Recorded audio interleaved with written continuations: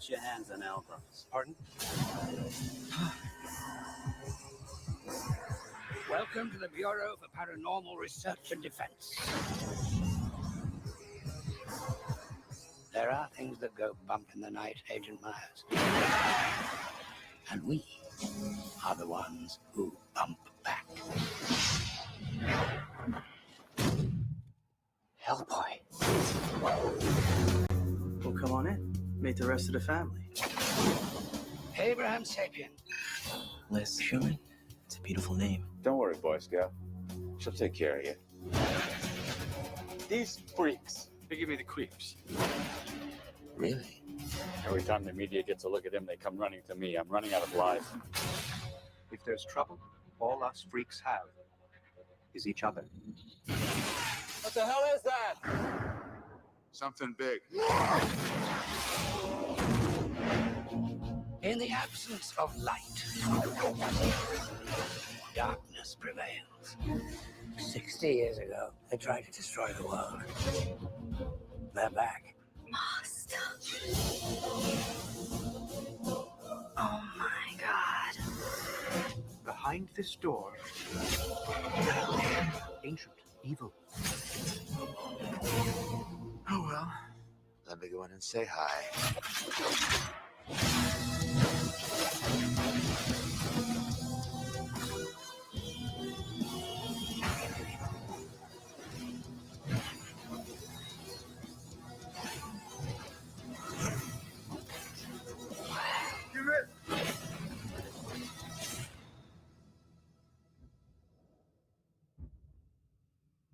Are you gonna be okay? How big can it be?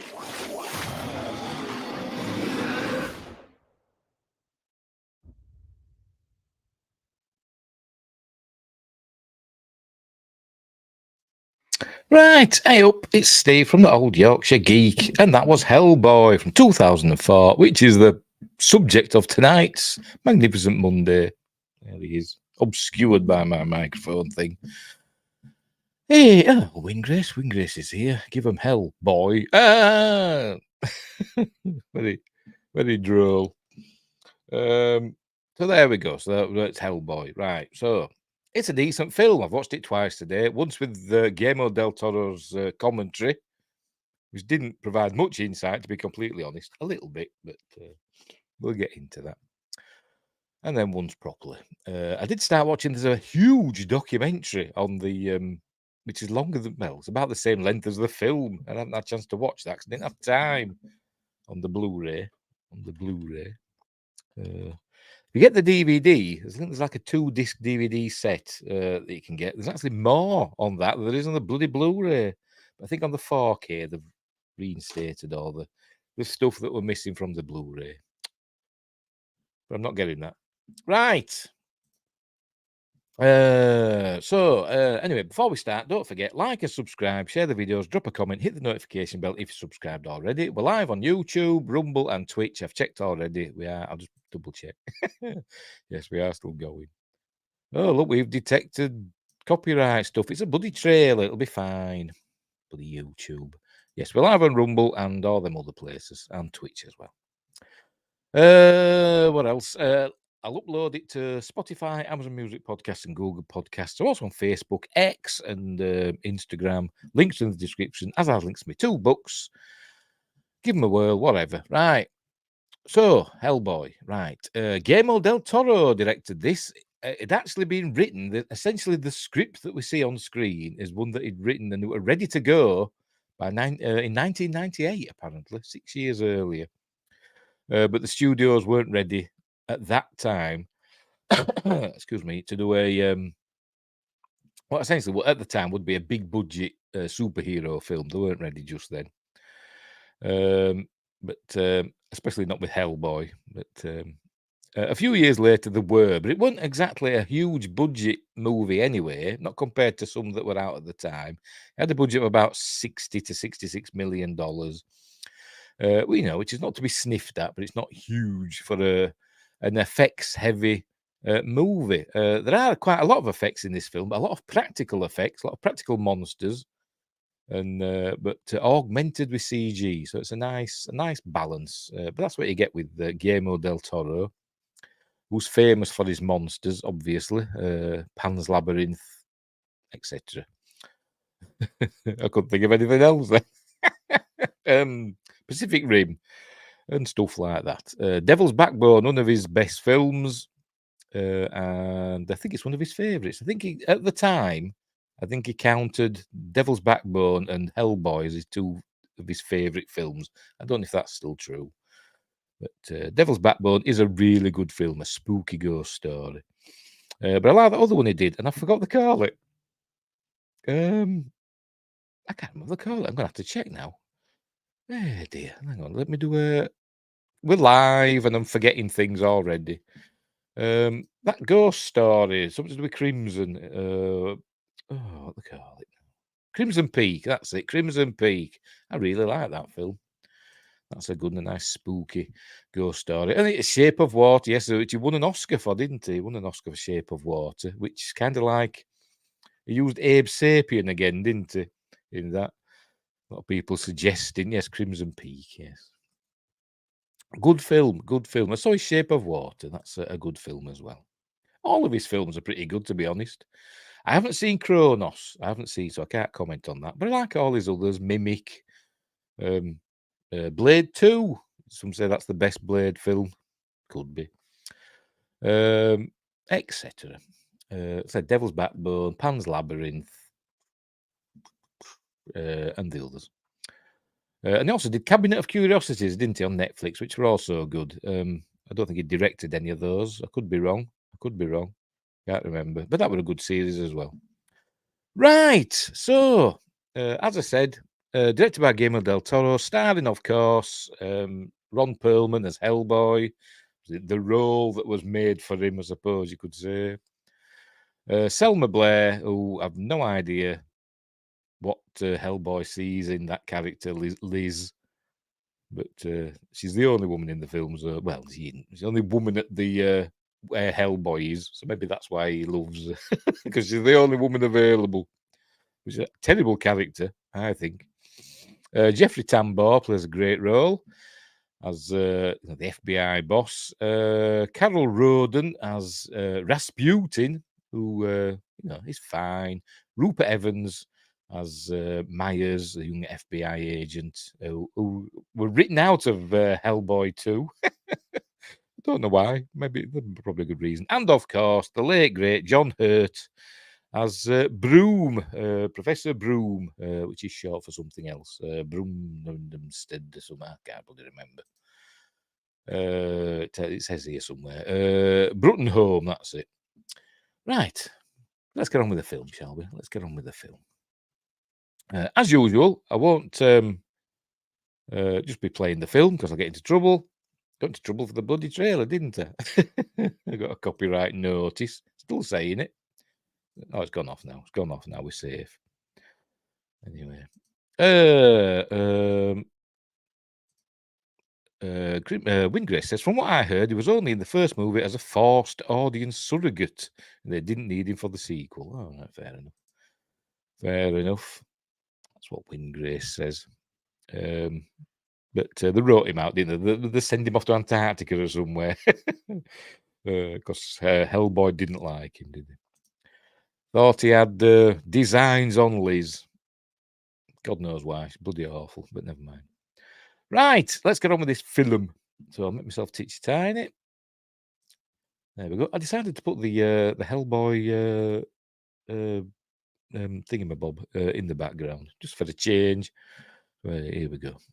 Right, we're off. We're off and running. So mute it. Let me mute it first. Where's my buttons? There we go. And add the stage. Right, off we go. It's a Columbia film. Yes, there it is. A Columbia film. And right, off we go. Right. In the coldest regions of space, the monstrous entities Ogdru Jahad, the seven gods of chaos, slumber in their crystal prison, waiting to reclaim Earth and burn the heavens. De Vermis Mysteries, page 87. Apparently, that's something to do with Lovecraft. Apparently. Apparently it's a book that's mentioned in Lovecraft. I don't know. I've read some Lovecraft, not read all of it, but I've read some of it, and I might have seen that. I don't know. I can't remember. Anyway, I used to have my Hellboy figure sitting here. Figures I don't right now. Yes, it does. Anyway, right, so off we go. So we begin in 1944. There we go, on an island. It's supposed to be a Scottish island, but it was actually filmed. There we go, October 9th, 1944, Scotland, or an island off the coast of Scotland. But it was actually filmed. I don't know if all of the film, but I think most of the film were filmed in the Czech Republic, including this bit. Right, so we see some American soldiers. They're looking. These are part of. I forgot already what it stands for. BPRD. These are what the early version of the BPRD, the Bureau for Paranormal Research and Defense. Anyway, they've arrived on this island that's got some ruins on, a ruined monastery or something, as you can see with the big crucifix there. And this is the young Professor Broom. I don't know why they've shortened it to Broom. Why didn't they just call him Broom? I don't know. Maybe it explains it in the comics. I've never read them, so I don't know. There he is with his rosary. He's offered a gun by the sergeant. He says, no, he don't take it. But anyway, so they're there to stop. There's some Nazis there that we learn. Here we go. The sneaking up on them, and there we see some Nazis have taken over the island. Apparently, they got there by submarine, because in the commentary, Guillermo del Toro says he had this idea that, when he researched, he saw that during World War II, a lot of German U-boats and stuff were spotted off Scotland. Because they used that. They used to go around the top of Scotland to get into obviously the Atlantic Ocean, rather than going through the English Channel, which I suppose they did as well. But anyway, so apparently they've arrived by submarine. We never see it, I don't think, and doing their occult experiments, because we all know, Hitler loved the occult. He was a nut, as they said in Raiders of the Lost Ark. But it's a well-known fact, in it, that they were trying to gather up all these occult relics and stuff like that. The spear of Longinus or Longinus, I don't know how to pronounce it, etc. The Ark. Right, so this kind of is very reminiscent of I forgot the name of the game now. Wolfenstein, Return to Castle Wolfenstein. Because in that, they had them doing rituals in a ruined church, didn't they, in that game? But anyway, so there we go. So we see some German soldiers, and they're setting up and all that. And this is the one of the main baddies. I've forgotten his name again. I'm hopeless. Have a look. Does it say? Cronin, that's it, Cronin. Played by Ladislav Beran. But I suspect there's different people under. You never see, well, yeah, you do see his face, but he ain't got a proper face. And I'm not exactly sure what this character actually is. Is it like some weird experiment in clockwork robotics? Or is he some occult and magical? I can't figure it out, and it doesn't explain it. So, but anyway, there's more to him than meets the eye, and I suspect sometimes there's a woman in there. Sometimes some of the maneuvers he does, but we'll see. Right, so as you can see, it's raining. And by the way, that's desaturated, this part of the film. You can see some reds and stuff, but it's essentially, I won't say black and white because it's very blue, isn't it? But it's very a desaturated colour palette here. Anyway, there he is. Right, they're getting ready to do this experiment. They're going to open a portal to another dimension. That's what the plan is to do. Here's Rasputin, the Rasputin. Lover of the Russian queen. There was a cat that really was gone. That one. We know him famously in photos. He had like long hair and long beard and stuff, but in this is clean shaven. well, shaved head. And this is his assistant slash mistress. I've forgotten her name as well. Ilse Halpstein, played by Bridget Hodgson. I suspect in the comic, maybe she was a little bit more voluptuous. I don't know, because I've not read... it's based on several Hellboy comics, apparently. As I said, I've never read a Hellboy comic. The stories might be amazing, but the art has never appealed to me, to be honest. But anyway. So here he is getting ready. Oh, hang on. There we go. Here he is getting ready. Powering up.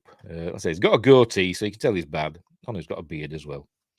So they're going to open this portal to let the old gods in.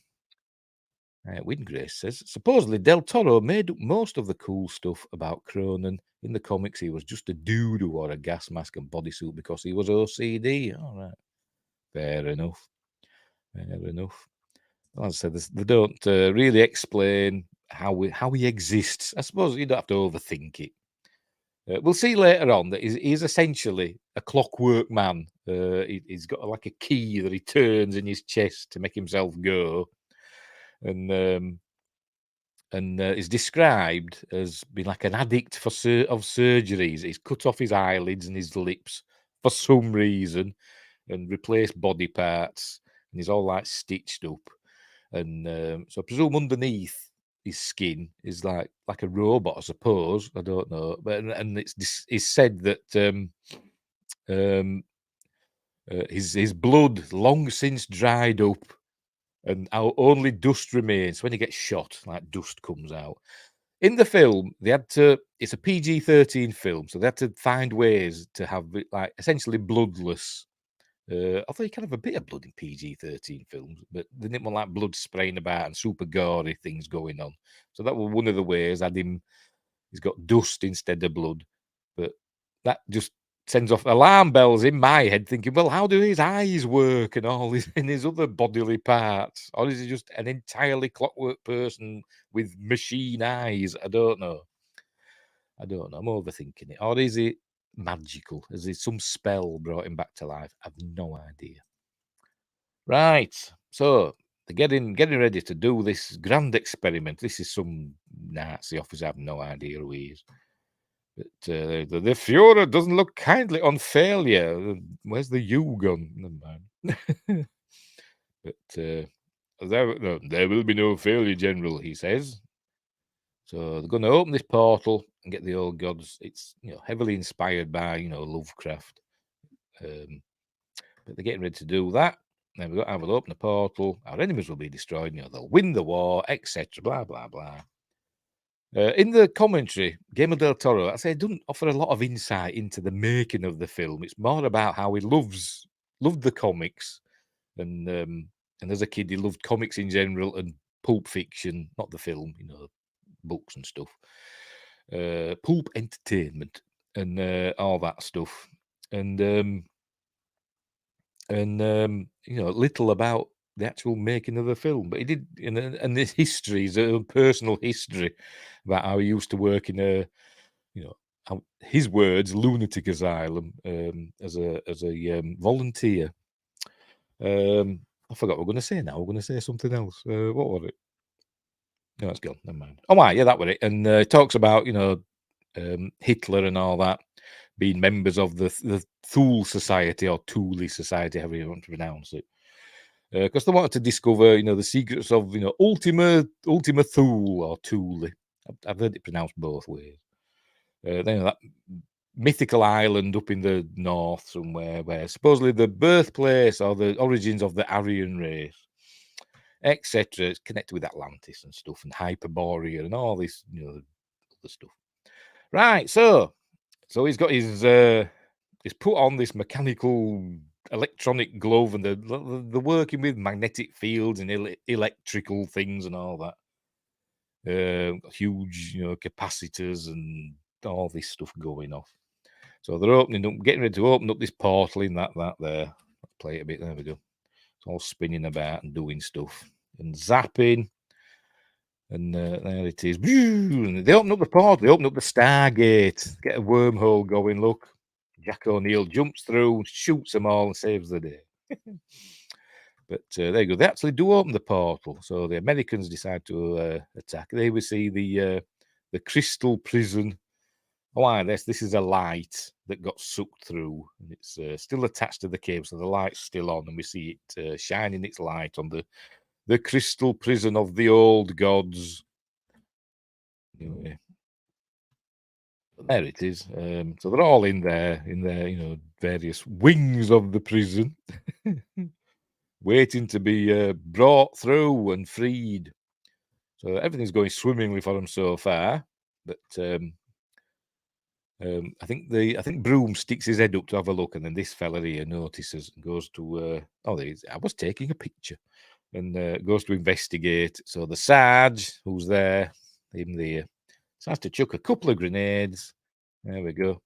So it all blows up. There we go. And this fella, I've forgotten his name already. I'm bloody hopeless. I've forgotten his name already. Cronin, that's it. Why can't I remember that? Cronin does his stuff with his blades. He spins his blades round and stuff, and he does all this stuff. Oh no, that flash while the portal doing its thing. The grenades haven't gone off yet, I don't think. They're doing a minute.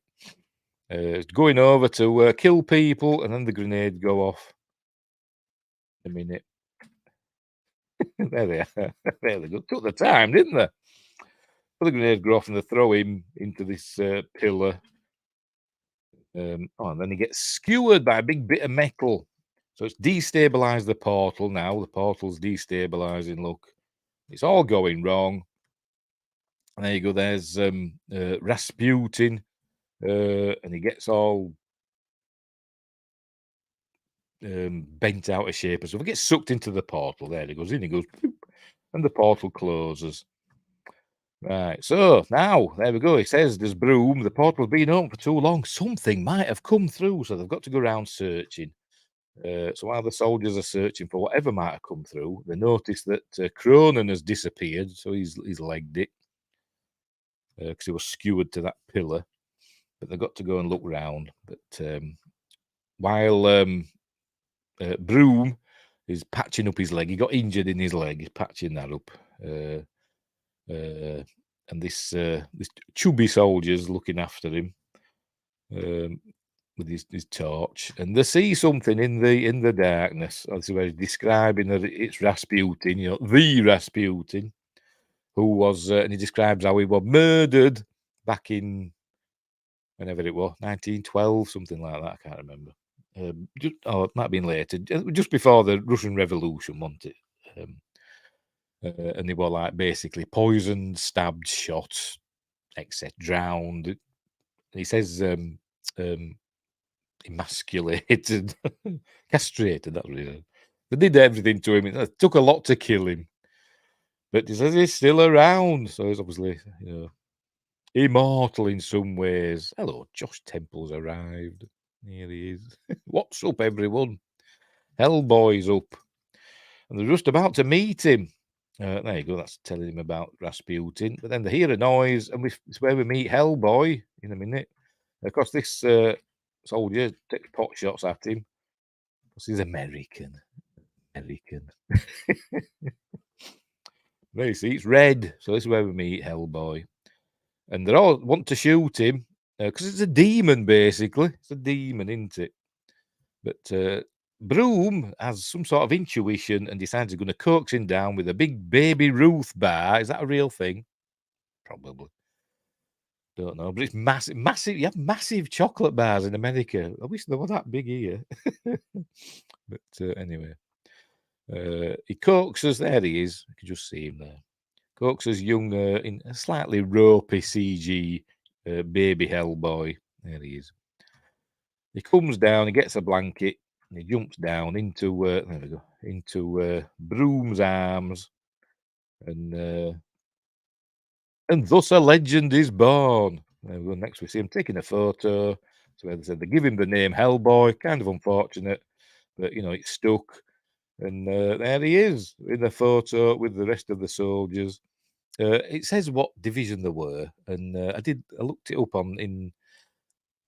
I didn't look it up very much. It's in an IMDb trivia. I don't know if it's true or not, but this division was supposedly in Belgium at the time, but never mind. Maybe this was just part of the division. Anyway, over on that Baby Ruth. Yes, they've been around for well over 100 years. I'm not a fan, though. To be honest, I'm not a fan of American chocolate. I've tried a Hershey bar. Didn't like it. Not sweet enough. I think we like a sweet chocolate in the UK. I think our chocolate's a bit sweeter.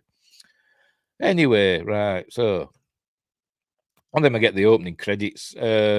Supposed to be in the opening credits. You're supposed to be flying through a labyrinth because that's Guillermo del Toro said that's the point of the film. We see a lot of mazes and tunnels and passages and stuff, and the legend of the labyrinth is about not getting lost in it, but finding yourself, and that's what the film's all about: finding yourself and making the right choice. That's what it's about. So anyway, here we see news clippings. We learn that Hellboy has become a legend, akin to Bigfoot and Loch Ness Monster and all stuff like that. Speaking of the Loch Ness Monster, just before the show started, like a minute ago, I saw a headline: Loch Ness Monster photographed by a drone, from above, and I haven't had a chance to check it yet, so I'll do that later. And there's from the comics, Dark Horse Comics, of course. Hellboy, and there's the titles. Right, so let's go back again. We'll get a cool shot here in a minute. Shows us. We go. So Burgau Pass, Moldavia, present day, and that's it. Remember when we were watching Sky Captain, and I was saying, give Kerry Conran at the Mountains of Madness. Well, this give me those vibes again, at the Mountains of Madness vibes. So anyway, right. So they're in a snowy landscape in Moldavia, or Moldavia, whatever. Tim Rose says, I like the second movie better. To be honest, I think I do, to be honest. But I thought, well, I'll do the first one. No point jumping into the second, is it? But Golden Army, it's a lot of fun, isn't it, the Golden Army? But this one's good as well. Right, where were we? All right, they're going through this canyon, and they find some inscription under the ice, and essentially they're going to a labyrinth here. They break through the ice, and they go through this tunnel. These are all Rasputin's gang, by the way. Oh, we were told, I forgot to mention it. The woman whose name I've forgotten again, the woman with the blonde hair, Ilse Hopstein, I think I said. Is that what it is? Have I got that right? Yes, I have. God, Ilse Hopstein. She's kind of immortal now. I don't know how, but Rasputin made her immortal somehow. So she's still alive. Remember, it's 60 years later now. And obviously, Cronen's still knocking about because it's clockwork. Anyway, so they're here. So they've arrived here at, we see another labyrinth, down there, as you can see. So they're going there, presumably to the centre. And I say, cool artwork, by the way. Cool artwork. It's off the go. So here is, I think that's Ilse reading from her book, telling them where to go. So they find the centre, and you see the labyrinth made up of, I suppose you could call them megalithic stones. They look like, and the standing stones. So they get to the centre, and this is their guide, by the way, who's a red shirt, because he doesn't last long. Here we go. Somebody throws him a light, and he picks it up, sees it's got a Nazi symbol on, this swastika. Oh, I saw it. And then gets stabbed because it's Cronin that's under there. And then we get a thing that reminds me very much so of Blade 1. It could be directly taken from Blade 1. We know he did Blade 2. I think he did that before this, didn't he? I think he did Blade 2 before this. But this is like it looks like taken directly from Blade 1, where you see the blood going through the channel into the center. Also reminiscent of the Blade DVD. Remember that? The DVD menu on Blade, which went on forever, didn't it? Doing all that. And Joshua Kanapke's arrived as well. Apologies for the tardy, but here's Josh K. Yes, more Joshes. At least we got a Tim to balance it out. Yeah, Blade 2 was 2 years prior. Okay. This is very reminiscent of the first Blade, as we see the blood going through the channels and filling up in the middle. There you go. And then he rises up out of the blood. There's Rasputin. Why? Don't know. Don't know. Because last time we saw him, he got sucked through a portal. Now he's rising up out of the middle of a labyrinth in Moldova. Why? Don't know. Doesn't explain it. At least I don't think it did. Right, so he's back. She's back, and so's Cronin. He's back as well. So, and then we cut to America, and we're looking at obviously X-rays, and we learn that Professor Broom, he's a professor, isn't he? I'll call him it. Has got cancer basically, and he's got 6 weeks to live, and so they offer, to put him in hospital, so keep him comfortable in these last few weeks. But he declines that. He says, he'd rather be at home. And he's got his affairs to settle up and all that. He's got to work out how to tell Hellboy about it. But anyway, so off he goes back to the I never remember BPR. Yeah, BPRD. I always get it wrong way around. I always want to say BDRP for some reason. I was looking in the shop window, and we see Jeffrey Tambor doing an interview with some Larry King lookalike about a Hellboy sighting. There we go. There's a photo. So here we go. So he's doing that. It's supposed to be like the Larry King show, and saying, what about there's a bureau that Hellboy works for, 'cause that's the legend, and he's saying, why are pictures, of all this sort of things always blurring out of focus? And then he says, the BPRD does not exist. Then we cut to the BPRD, which is supposed to be New York, but it's actually filmed in the Czech Republic. And this is actually a mausoleum that we're looking at, where Russian dignitaries are interred. Anyway, sorry, people are talking at me. Hang on. Thank God there are more Joshuas here now. Felt not complete. Yes, too many Joshuas. No, they can never have too many Joshuas. At TOYG clearly arises from the blood pool because it looks cool. Yes. Yes. And it rhymes as well. Blood pool cool. That's okay. It'll just turn into Christopher Eccleston when he dies. Who will? Oh, yes. John Hurt. Yes. He does, doesn't he? He's the war doctor. He becomes Christopher Eccleston. Hey. Right, so the BPRD. This is where we're meeting Myers, played by Rupert Evans. For some reason, I keep wanting to call him Rupert Everett, but no, it's Rupert Evans. A British actor. Apparently, they wanted an actor that looked basically innocent. It could be an action hero, but he looked innocent. And all the American actors that they looked at didn't have that innocence in their face. But this young British actor, Rupert Evans, apparently did. But it's playing an American. So he arrives. It's not saying it's the BPRD on the sign. It says it's some other sewage treatment works or something. I can't bloody remember. Anyway. Is that an upgrade though? Don't know. What, to Christopher Eccleston? Whoop. Anyway. Joshua's made the world go round, world go round, world go round. You'll be stealing all our film roles ever since. Well, not me personally. Just British people. Because we're better actors. I'm kidding.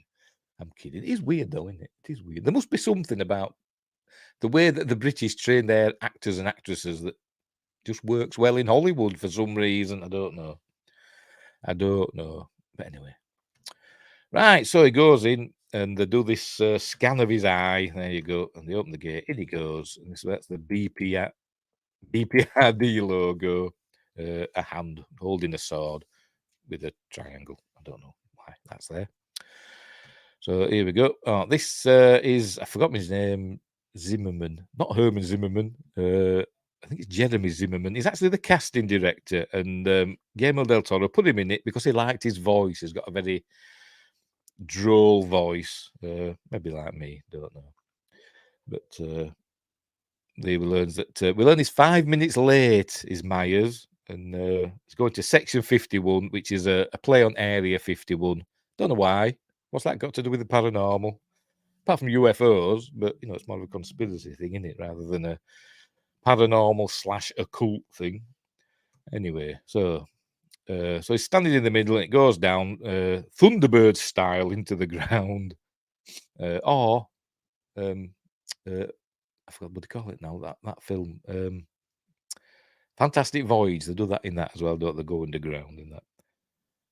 Anyway. Right, so it's now he's in the BPRD proper. He's about to meet Abe Sapien. There you go. Abe asks him to turn the pages, please. And here we meet Doug Jones as Abe Sapien. There he is. But it's not Doug Jones's voice, is it, Wyngrace? Oh, pardon me. No, it's the voice of David Hyde Pierce doing an impression of Doug Jones and not getting a credit because he refused a credit because he actually wanted Doug. He thought Doug Jones' voice was perfect for the character. And so when he did the voiceover, why didn't he just say, I'm not going to do it? Just let Doug do it. But he must have needed the money, maybe. I don't know. And he just did an impersonation of Doug Jones. But anyway. But what if aliens are just angels and demons? Yes, some people say that, don't they? Some people say that. Maybe they are. Maybe angels and demons are just mistaken. Aliens mistaken for angels and demons, which is more likely, in my opinion. I once wrote, when I was a kid, I once wrote a story about how, like inspired by Eric von Daniken, about how the devil and all that were an alien. But never mind. Anyway, that's by the by. Yes, we're all part of the same simulation. Anyway, so this is Abe Sapien, named after Abraham Lincoln, because he was found or something on the day that Abraham Lincoln was killed. And so anyway, it's obviously some sort of creature from the Black Lagoon type thing, shape of water, etc. type creature. Who kind of is good at kind of psychic, but he's good at I forgot to call it psychometry. If he touches something, you know, he can see its history and all that. But we'll see that later. So he's introducing himself to Professor Broom. Abe Sapien's telling him that he knows all about him. St. Trinian's Foundling Hospital. St. Trinian's is in the UK, isn't it? You know, a bawdy girls' school. But never mind. Oh, there we go. Ichthyosapiens. You know, fish man, I suppose it means, doesn't it? So, and he loves rotten eggs. That is his favourite food. Right. So, I'm going to go and meet him, introduce him to Hellboy. And by the way, this is where he's describing him, saying that there are things that go bump in the night, and we're the ones that bump back. Did the original TS steal your idea? No, because that was before, wasn't it? Yes, they did in that episode. It was a goodie then, wasn't it? That was weird. I don't know how that got past the censors in that episode where they had the devil in it, and it was a goodie, wasn't it? But no, that was long before that. I was old, so maybe I stole it from the animated series. But no, they want that. They want that sort of a devil. They're more evil, more goat-like. Right, where were we? they're the ones that bump back. There we go. Right, so they're going to take him to meet Hellboy. Here we see some of the artifacts. They've got the Spear of Longinus. Is this supposed to be something to do with the Ark of the Covenant, maybe with two angels on? I don't know, a representation. And apparently this is a baby in a jar. That's from the Devil's Backbone. It's a while since I've seen it, so I don't really remember it. But it's a great film. I do remember I liked it, but don't remember that. Right, so off he goes. This is where he's telling him about the occult wars that ran after the Second World War and ended in 1958 with the death of Adolf Hitler. And he says, "Do you mean 1945?" He goes, "What? Adolf Hitler died in 1945." And he goes, "Did he now?" There we go. That's what he's saying there. Well, did he now? Abe loves green eggs and ham, I guess. Maybe so. I don't know. Green eggs. It sounds awful, doesn't it? Green eggs. Yeah. Anyway, so he gives him his ruby. I forgot already what they're called. Them chocolate bars. To give to Abe Sapien, because apparently they're not talking because he's had to not to Abe Sapien, to Hellboy. But they're not talking because he's had to ground Hellboy because he's like a child. The Temporal Occult Wars. Boom, crossover. Yeah. So in he goes, and this is where we meet Clay, by the way. That's Clay. And apparently in the film, he's just had the hair transplant. You can see, around his hairline there. He's had a transplant. And it is mentioned in it. Played by Corey, somebody or other, who's been in. He's been in a lot of stuff, but actually, he's one of those faces that you think I've seen him in something else. He's one of those actors. Except at first, I was thinking he's John Favreau in this. I was thinking he's clear John Favreau, and then I watched it and thought, oh no, he ain't. But got it into my head that he was. Right, so he's going to meet Hellboy now. So he goes in. Hellboy's behind a massive door, and he's watching TV and also videos of Liz. God knows why. And he likes cats. He's got lots of cats. And he likes chili, and he likes whatever the hell these are. I don't know. And is that beef jerky? I've no idea, but he eats a lot. And then we see a comic, one of the Hellboy comics. Apparently, this is a made-up comic. This wasn't a real comic, apparently. But Mike Mignola drew it, and the comic people, did the colouring and all that, the design. But as though it was an actual comic, but no, there isn't an actual one of those going around. This here, what's all this here? Is it? I don't know what it is. And some sort of, they're pies. I don't know. I want to know because they look nice. Anyway, we still see Hellboy's working out. There he is. Ron Perlman, great actor, bit of a dickhead in real life, isn't he? his Instagram videos and stuff. Not all there, is it? But anyway, never mind. But he's good in this. He's good in all his films. But real life. Never meet your heroes or watch their videos on Instagram. You'll be disappointed. Right, so he's trying to make friends with Hellboy, but obviously Hellboy doesn't want anything to do with him. Here we see he's lighting his cigar with his lighter, which comes in later on. As you can see there in the background, there's some like samurai gear, and apparently, I forgot what I'm going to say now.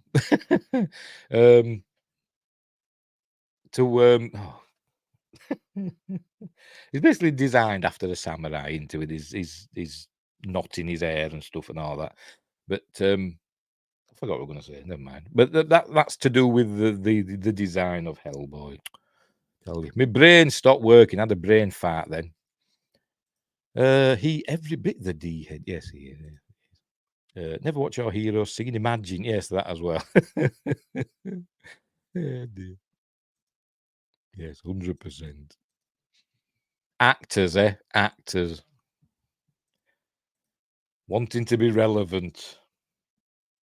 Right, so there he is watching his videos of Liz. There is Claire's telling him not to stare at his horns because he files them down. Obviously, he can't stop staring at his horns. He says, "What are you looking at?" Nothing. Right. Then the alarms go off, so they've got a call, like in Ghostbusters. Should have the bus boys playing a tune, shouldn't they? And all that. But anyway, they're off to fight some monsters. So they're here at a museum or art gallery or whatever. And the BPRD gang arrive in a big, large garbage truck. It's not just large, it's big, large. I don't know why I said big, large then. A large garbage truck. All the gang's inside, getting ready. Abe Sapien's putting on his stuff so he can breathe. He's getting ready. Look, so they're going in, giving the all clear. Oh, going in right. Learn that there's some sort of creature inside. Some baddies had gone in earlier, broken a statue, got something out, and then a monster appeared, and it's still in there. So Hellboy decides to go in. He's got his big gun with his bullets in that have got like silver and rose and other stuff in. And this is Abe Sapien having a sense through the door, and he says it's in there. This is where we meet Samael. Pardon me. Which is like a demon monster thing. There we go. Holy water, clove leaf, silver shavings, white oak, whatever that is. The works. Right, so he's saying this, it's in there. So he goes in by himself. There's Hellboy. There we see dead bodies on the ground. And the beans are like digested by whatever. So he's looking him up. Abe Sapien's looking up Samael in his big book. But then Hellboy's found him, and he's up there eating away on one of the guards. There he is. Look. Played by the way, Samael. Played by. Well, there must be more than one. It says Brian Steele. It is a man in a suit, but with CG accoutrements to make it look better. But to be honest, I wasn't certain when I was watching it. I'm thinking, is it entirely CG or is it a man in a suit? The way it moves, I was thinking it's got to be a man in a suit, hasn't it? But it's got like CG add-ons. And the suit went up for auction a few years ago, and I don't know how much it went for because it said log in to find how much it sold for. And I thought, I can't log in, can I?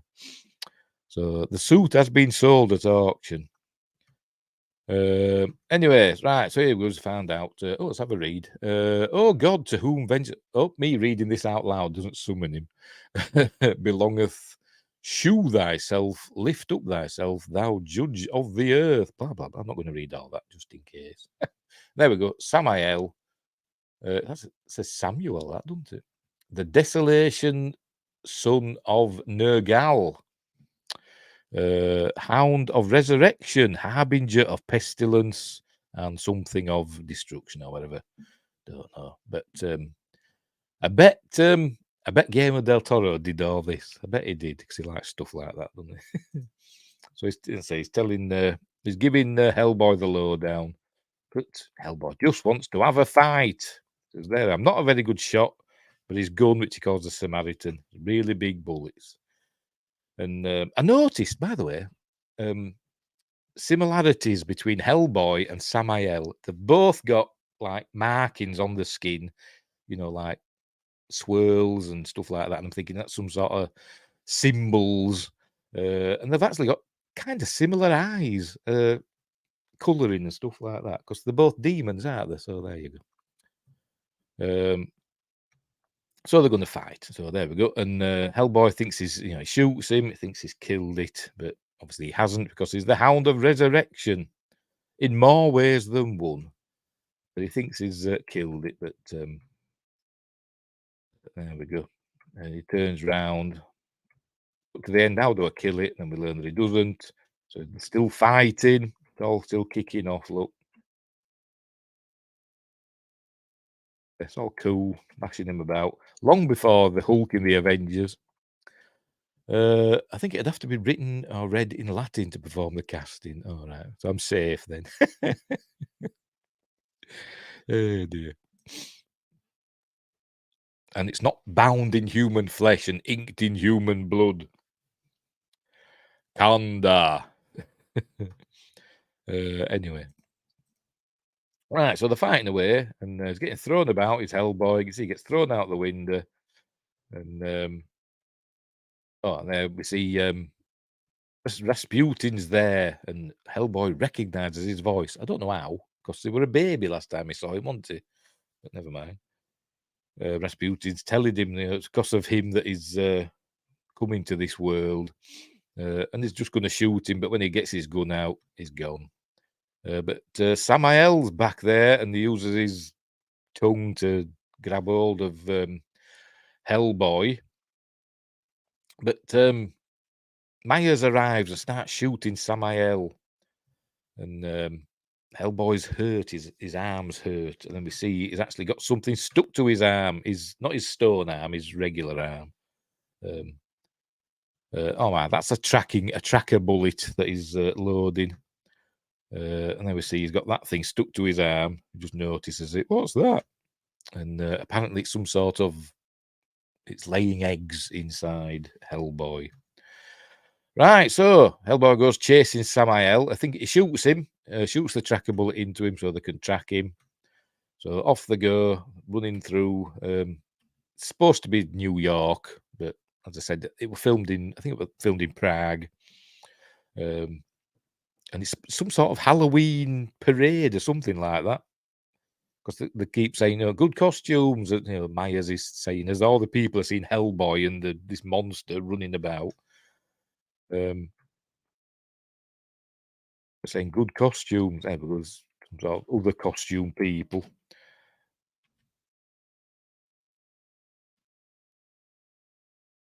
Anyway, so they're heading towards civilians. There we go. Anyway, they get to this super busy road. I have no idea why this is here. It's like Frogger.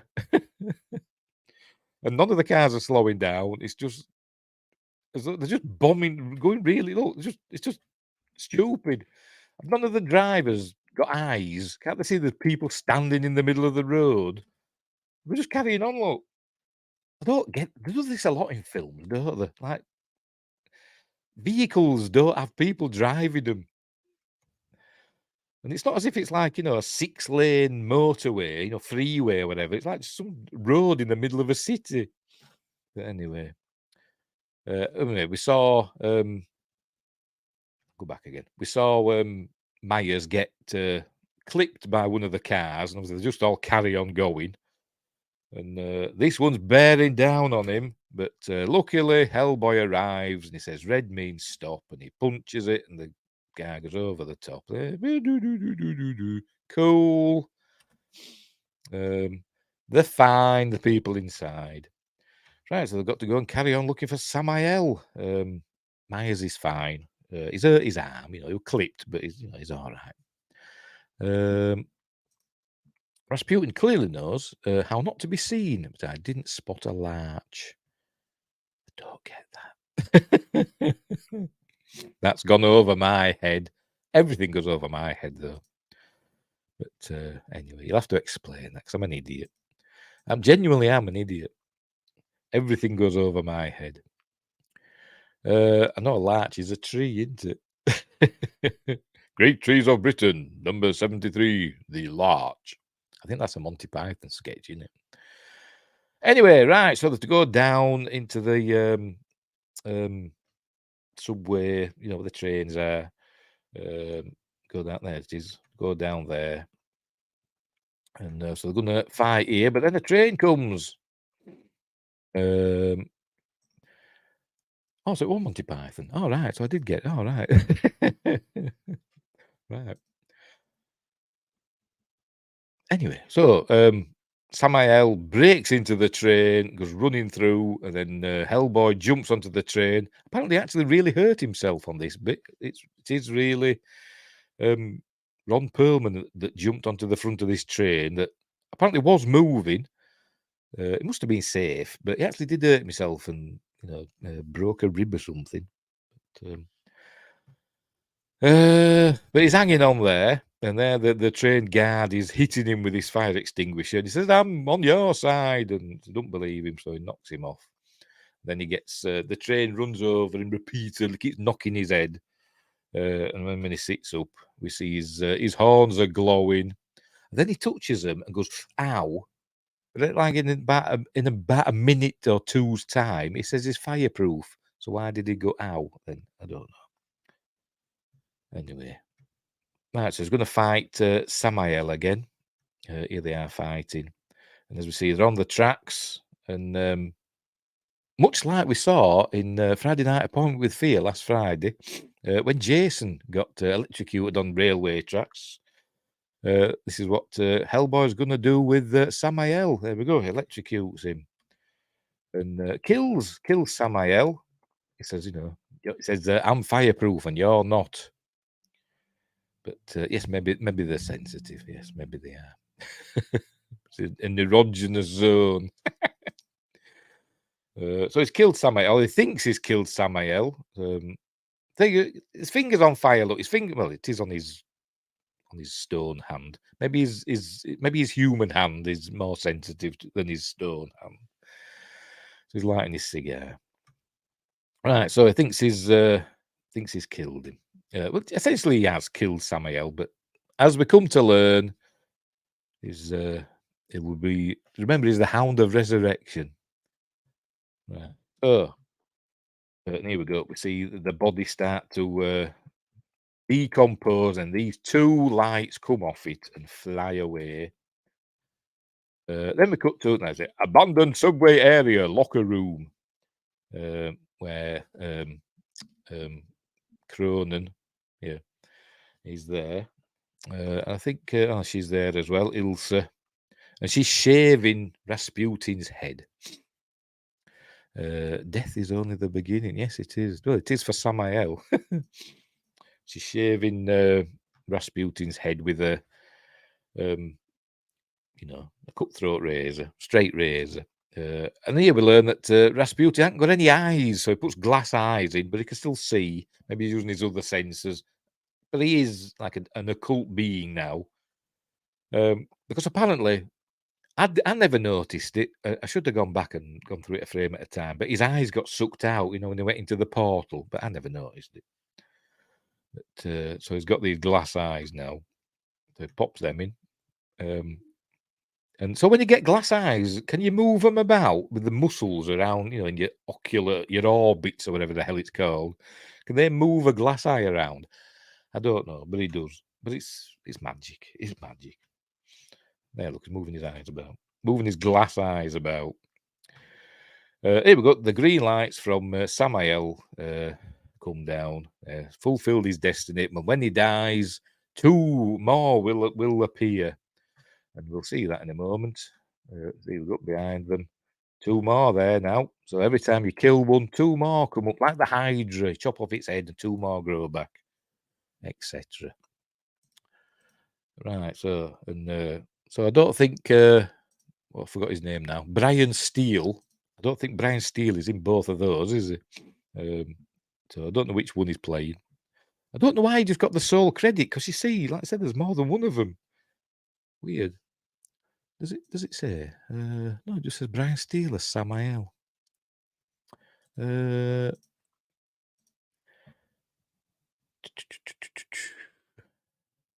just looking, see if there's anything in there. No, there ain't. Never mind. Right, where were we?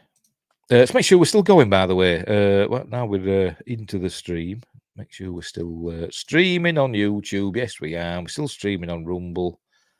And we're still streaming on, yes, we are on Twitch. Right. Back to the film. There they are. 2 more Samaels. Right. So what's happening now? Right, we see a couple of people at this Halloween parade. He's got some beer and he's sitting down with his girl.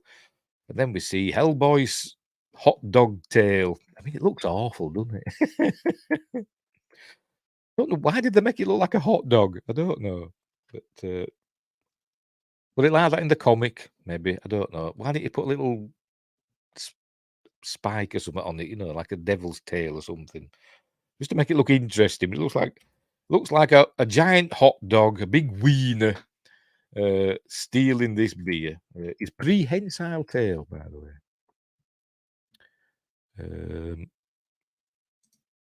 I didn't remember he had no eyes. Well, no, neither did I. That one didn't hold up. I mean, the tail, I don't know. It held up the beers, didn't it? Anyway, so he's got some beers now, and he's gone to the Bellamy Hospital, which is where Liz is a patient. It's a mental institution. We see inside.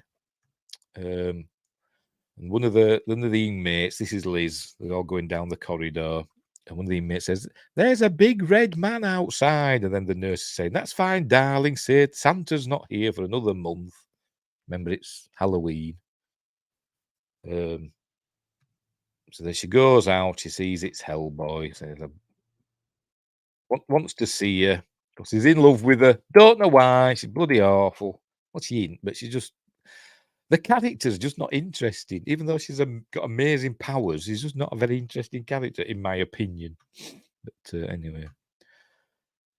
She's just miserable and mopey all the way through the film. Even though she does smile, but it's like a sad smile. Maybe she's a great actress. I don't know. Anyway, here, Jeffrey Tambor's arrived at the museum or wherever it was.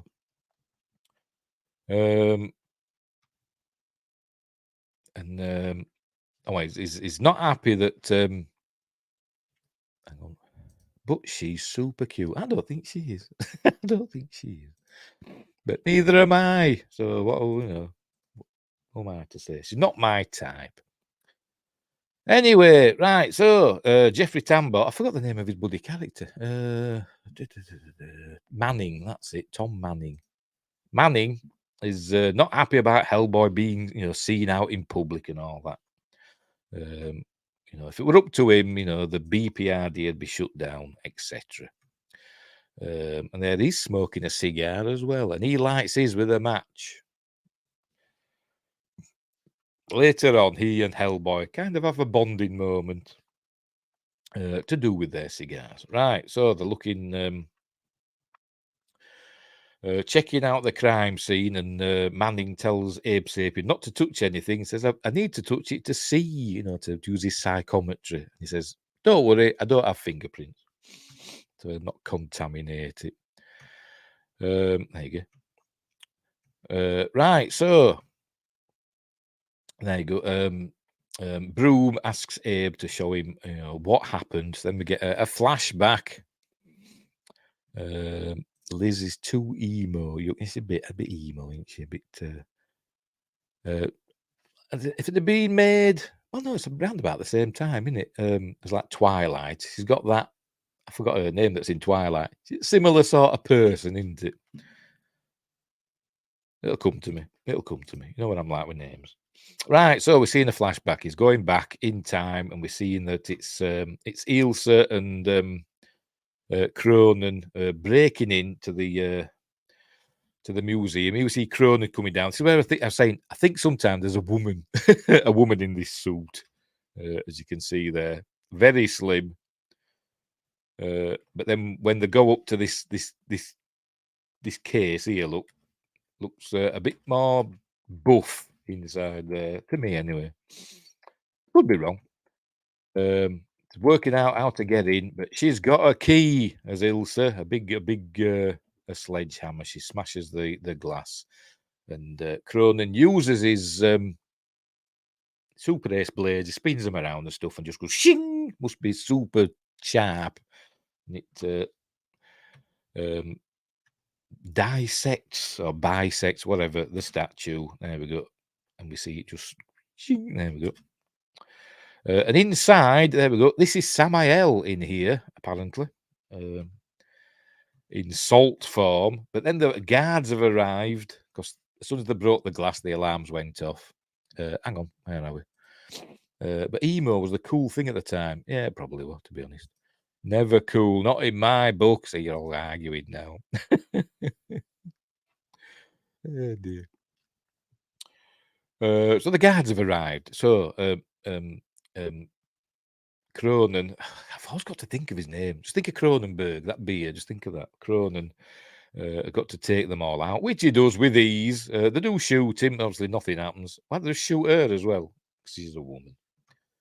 And she's not doing anything. But they're all shooting at him. And it's not doing anything. So he just takes them out bloodlessly with his blades. You don't see any blood.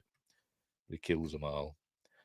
And there you go. She's resurrecting Samael the Hellhound. Oh, rather he is. Does his magic stuff. There you go. His magic now. I don't get it. I don't get it. He keeps saying there's. He says later on there's Rasputin that every time he crosses over, he brings more back of the master. I don't know. I don't know what he's talking about. Because last time we saw him, he went through, they said, the portal. But does that mean he came back and went again? I don't know. I don't understand it. I don't know. It doesn't really explain it. Anyway. Right, so he's using his magic and bringing Samael back. There we go. We see all the CG effects and stuff. Here he comes. There he is, reborn out of his salty, dusty prison. And then we're back to now. So he's seen what's happened. And then Abe realizes he touches, obviously, he's touched Broom and learned that he's very, very sick because he's got cancer and he hasn't got long to live. And then he says he's telling him he doesn't want Hellboy to know. Right. And that's what he's saying that, Rasputin and his gang are back. Right. So back at the loony bin. Hellboy and Liz having a chat about this and that. Not really interested, but there you go. She's saying she can control her powers now, but then we see in a few minutes that she can't. But she's saying there she can. And at the end of the film, she obviously can't control her powers because she gets Myers to hit her. So her powers activate. So she obviously can't control them. But she can for the purposes of this scene. Anyway. Right, so they've arrived for him. They know where he is. And Myers says, I should go in. And says, yes, okay then. So they go in to get him. And everything's hunky-dory. He says, come on, let's get you back and patch you up. And then he kind of falters. He falls to his knees, and then as though he's weak at the knees. And then we learn he's injured. And she's going back in. And they give it a little. Ooh, are they in love? And anyway, Abe Sapien's poking around in Hellboy's arm. Obviously, there's no blood here either. There's no blood in this film at all. Obviously, Hellboy doesn't have blood, although we see it often trickling down his face, but there's no blood here. It's like a bloody Terminator or something under there, isn't it? Anyway, he pulls out 3 eggs. No stresses to set her off right now. No, but she did her hand, didn't she? Said she could control it. Anyway. Pulls out 3 eggs. Samael eggs. So I'm not entirely sure. So do they need the eggs for Samael to be reborn? I mean, yes, it does because it shows it, but I don't know. So this is where we learn to get these 3 eggs out of him. Looks like a bloody robot, doesn't it? But never mind. So this is what we're learning about them. So to go back down into the sewers to see if there's any more eggs down there. This is Maya's looking up Liz's history, pyrokinetic. She's a fire starter. It's one of the one playing that Prodigy song, isn't it? Bloody hate the Prodigy. Anyway, right. So we're back at the. So we learn that she killed some people inadvertently when she was young, when she was a kid. She'll be. We'll see it later on. So we're in her room. All the pictures. She takes pictures with a Polaroid camera and sticks them up. She must have lots of money because they're not. They're not inexpensive other than Polaroid film cartridges or whatever. So she must have a good allowance. But there she is asleep. The guard would just open the door, just shines a torch in her face. She's there asleep. Must be a heavy sleeper. Maybe they, sedate him. I don't know. He has a look round, see, there's nobody behind the door. But then he goes out, closes the door, and look who's there. It's Rasputin. He goes over to her and says, there's a good master's calling. So they need her to get Hellboy to the ritual site. We see she's got a little scar on her head, and we see soon how she gets that scar. But because we're going to have another flashback now. But there is setting her off with his magical powers. There we go. Flashback time. See young Liz being bullied by these four. They're throwing stones at her. There you go. That's how she got the scar. They threw a stone at her. And she sets her off. And she kills them all. There you go. So she kills them and maybe others as well. Don't know. Like a little nuclear bomb going off. But she's doing it in her sleep as well. So she blows up the mental hospital. There it goes. Blows that up. Boom. Did people die? It never tells us. I don't think it does anyway. I presume they did, because look at that. I presume lots of people died. Never tells us. They must have done, because she's feeling very sorry for herself. Even so. Right, so it's bringing more food in. What is it? Is that bacon? Looks like bacon, doesn't it? And pancakes. That's to do with the story, isn't it? A Hellboy story. There's a Hellboy story called Pancakes, apparently. Not that I'd know. So he's bringing all that. And he says he's going out. I think to see Liz. He's going out to see Liz, isn't it? And oh no. She won't talk to anybody. So Maya's volunteers to go and talk to her. That's it. Because he'd looked up about that explosion in when she was young, and it could bring her back to the BPRD. Those little sheets deserve to get popped. Yes, they did. Yes, they did. Well, I don't know, but kids bully, don't they? I don't think they deserve to be killed in a fiery conflagration, but never mind. They did. They got it. Right, so he's going off to see Liz. Obviously, Broom wants him to stay with Hellboy, but there he's saying his Myers that respects Clay.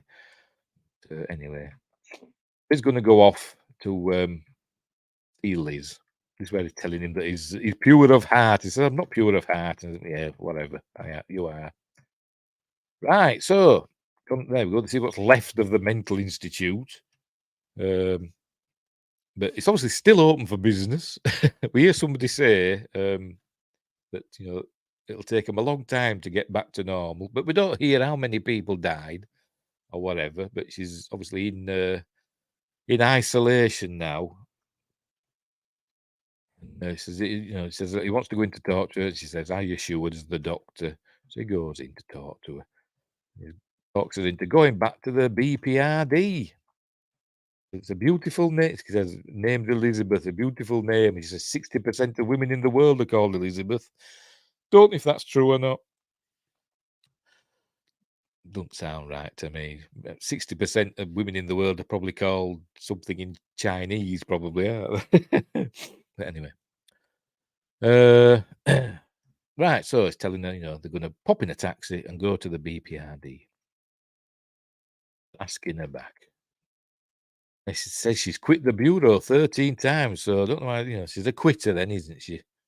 And she's a miserable looking cow. So I don't like her. Maybe I'm just not a Selma Blair fan. I'm sure she's a lovely person. I just don't like her in this film. I've never seen her in anything else, I don't think. Right, the rest of the gang, Hellboy and Clay and a couple of others and Abe Sapien have gone down to the sewers or the underground areas to look for those eggs, the Samael eggs. Maybe 60% of the English speaking women. Maybe so. I'd have thought Mary, though, would have been probably a toss up in it between. Shall we look? Right, let's look it up. Sod it. Right. Most common female spell. All right. English names. I'll put name. I'll put it. Oh God. Fat fingers. Right. We'll go for the UK. So the top 100 girls' names of the UK this year. Well, it was 2022. So there's no Elizabeth in there. Nope. Not even in the top. Whatever.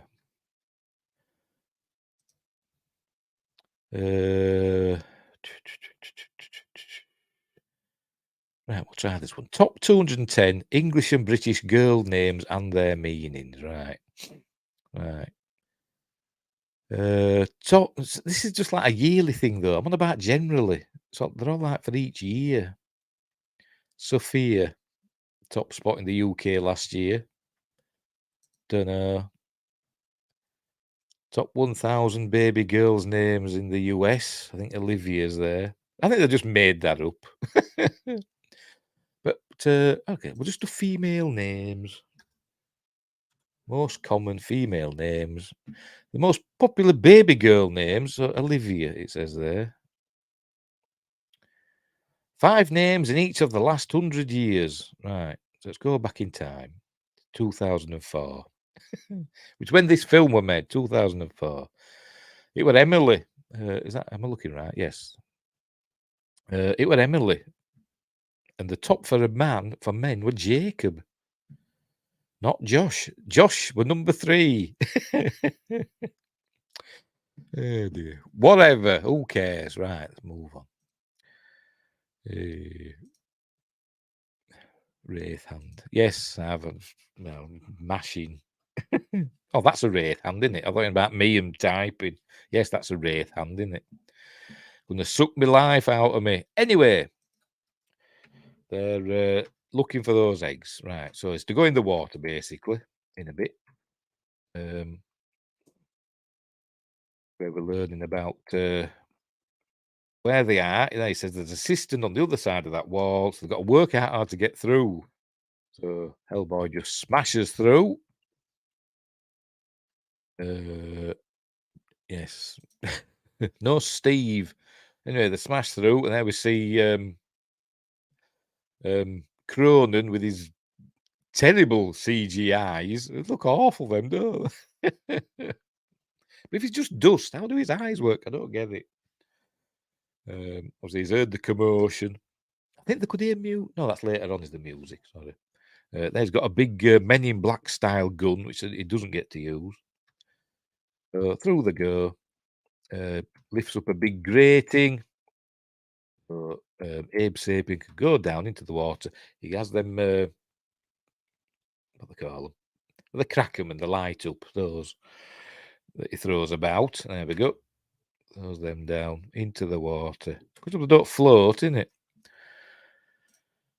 We're always number 1, but we try not to gloat, yes. I'm going to change my name to Josh. Josh Johnson. It's got kind of a cool ring to it, hasn't it? Anyway, I could be that old Yorkshire Josh. Right, so off in he goes. Hellboy gives Abe a talisman to protect him. Supposed to be, the holy relic from some saint. To protect him from evil. There we go, from St. Dionysus. Looks like a pinky, little toe, whatever. Right, so in he goes. And he immediately finds some eggs and there we go. He starts putting them in a little container he's got. But obviously, Samael's not happy about that, or the two Samaels. Yes, the Justice League. Oh dear. Just joshing.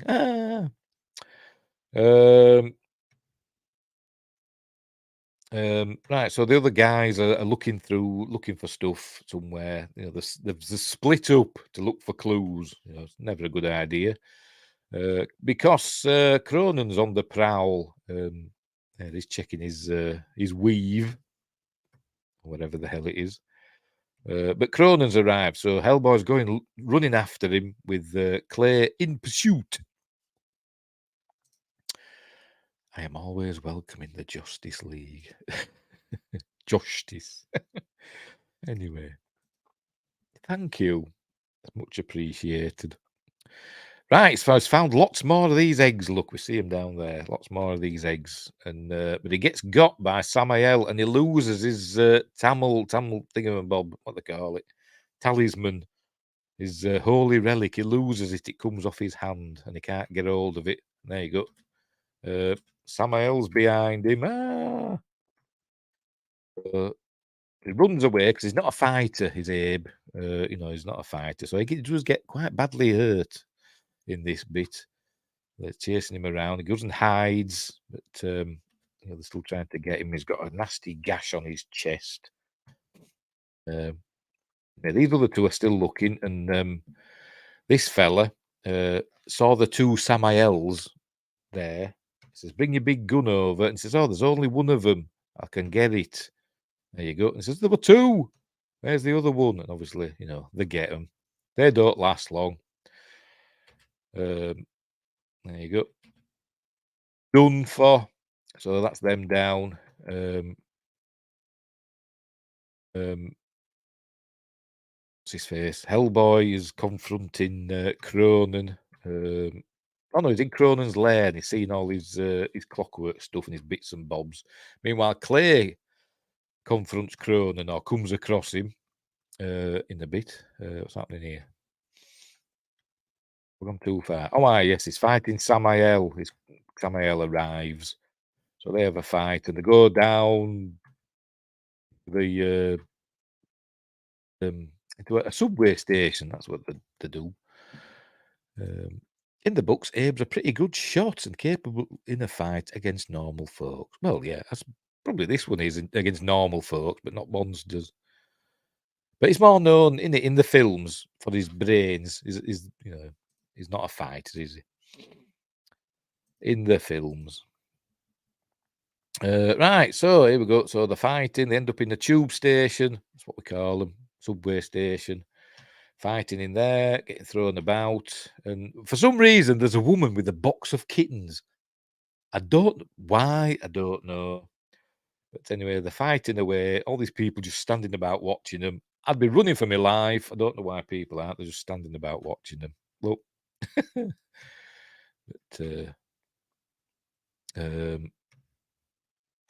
it gets this building brought like some sort of shack that were up there. Samael brings it down on top of Hellboy. Gets Hellboy cross. Look, he's got a cut. Why didn't he have blood on? I don't know. Well, they're still fighting away. He throws Hellboy somewhere and goes after him. Then this woman here, get my kittens. There's a box of kittens that Hellboy is hanging on to. Why don't you just push him away to the woman and she could run away with him? But no, he just hangs on to this box of kittens while Samael grabs his stone hand with his tongue. So Hellboy throws him around by the tongue. And there we go. And he's hanging on. and a train comes and basically kills, kills the Samael, and the kittens are saved, so it just gives them back. So then we see, hang on, see this Samael dying. It starts, doing that, and two more of them appear, and then we see it from these eggs. Two more little Samaels burst out. Look, there you go. Off they go swimming. So there you go. So that's how that works. Right, Abe Sapien crawls out to safety because he's injured on his chest. And here's this Clay. Yes, he comes across Cronin. It doesn't last very long. He shoots him. Obviously, it doesn't do anything. And Cronin just stabs him repeatedly. And I don't know if Clay survives.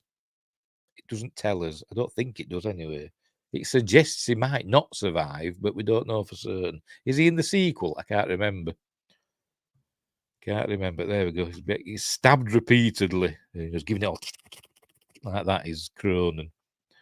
And then he lies down next to Clay's body and basically turns himself off. He like unclockworks himself, and because he wants to be captured. But obviously, Hellboy's here, finds him. See, man down. There are actually 3 men down. There's 2 that have been got by Samael. But anyway.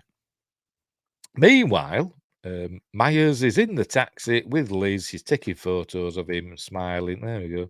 And apparently, Guillermo del Toro didn't like that she did this big smile to Myers, because she's supposed to be a moody cow. But she did.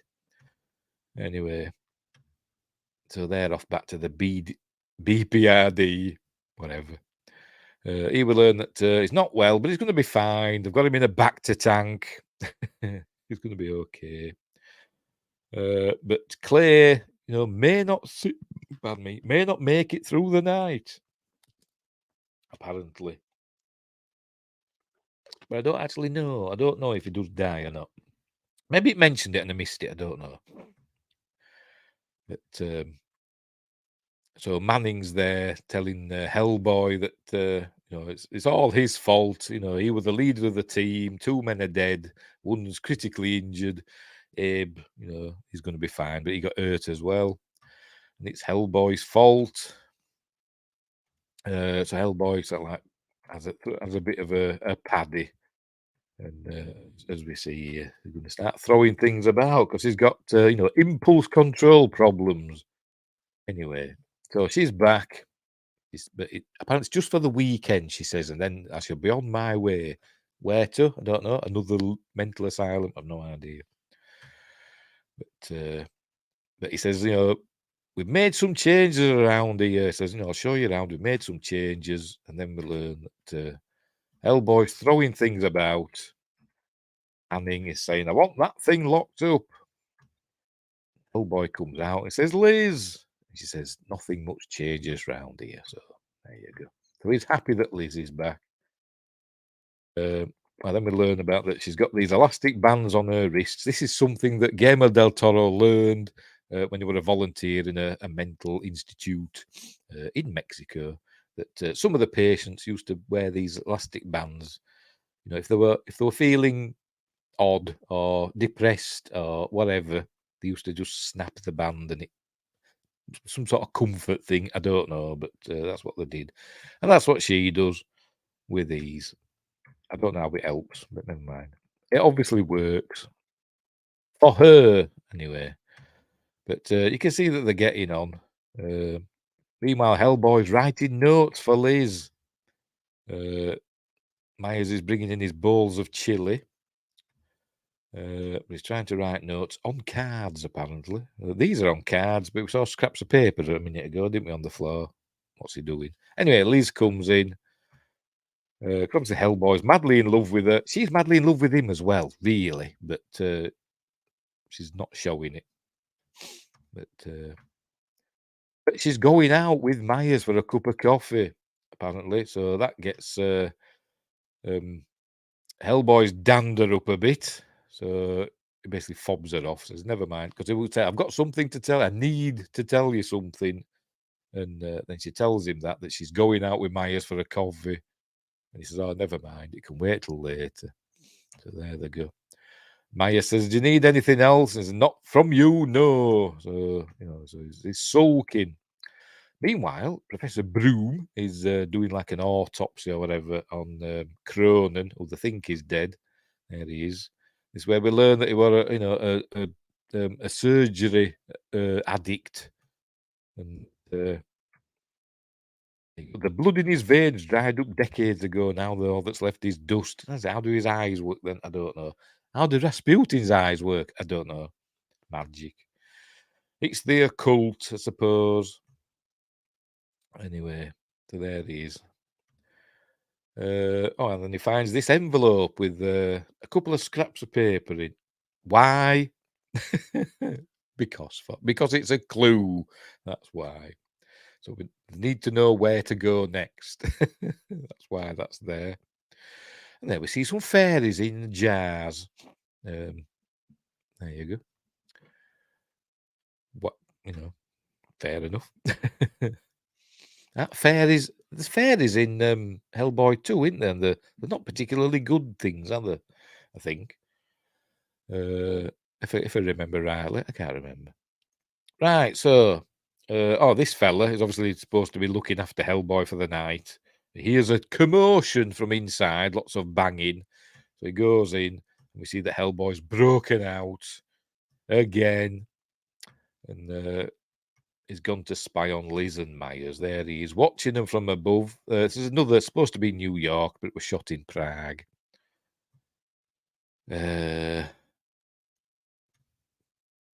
So spying on them, they're drinking coffee. Not much happens, to be honest. Just about Hellboy being jealous. Myers does have designs on Liz because he tries to put his arm round her, but not reciprocated really. I think she likes him, but just friend zone way. Anyway, Hellboy's watching. He goes jumping off from roof to roof, following them, and then he meets this kid who's looking after his pigeons. So the kid gives him some cookies and milk, and they spy on them together. And he's got that's another comic that Guillermo del Toro used to like, apparently, or a book or whatever. Sock Monkey, never heard of it. There's the professor looking at Hellboy's handiwork, but he's saying they should be used to it by now. Right, he's in his office. There we see he's got this big statue of an angel fighting a demon. But then he's going to this is where he learns what this says. He does say it, but I can't remember how it's pronounced. But it's a place. It's supposed to be in Russia. It's in Russia. A cemetery in Russia where they're going. There we go. Sebastian Plaskba, number 16. There you go. It's in Moscow. But then Cronin comes back to life. There he is. So he gets himself sorted, puts his clothes back on, winds himself up again. Goes right. Meanwhile, they're having the cookies and milk, spying on them too. So there you go, putting his arm round her. So Hellboy's going to throw a stone at him, which he does. There we go, hits him, and back at the BPRD. I forgot that right. Yes. He was looking up Rasputin, but then down the spiral staircase, here he goes, comes Cronin, and also what's his face? Rasputin's there as well. Nope, not like that. All right. Myers is a putz. Yes, he is a bit, isn't he? Probably why I sent him to Antarctica for the second film. It's supposed to be innocent, though, isn't it? And pure of heart. But never mind. Anyway, so Broom is having a confrontation with Rasputin and Cronin, and he's telling him that Hellboy will go exactly where he needs to go, etc. Oh, and he shows Broom in much the same way that Abe Sapien showed him the past. Broom showing him a possible future. And here we see the Earth's devastated. It's all really quiet as well. If you watch this bit of the film, it's really quiet. There's no, it's like a silent Earth. I presume everybody's dead.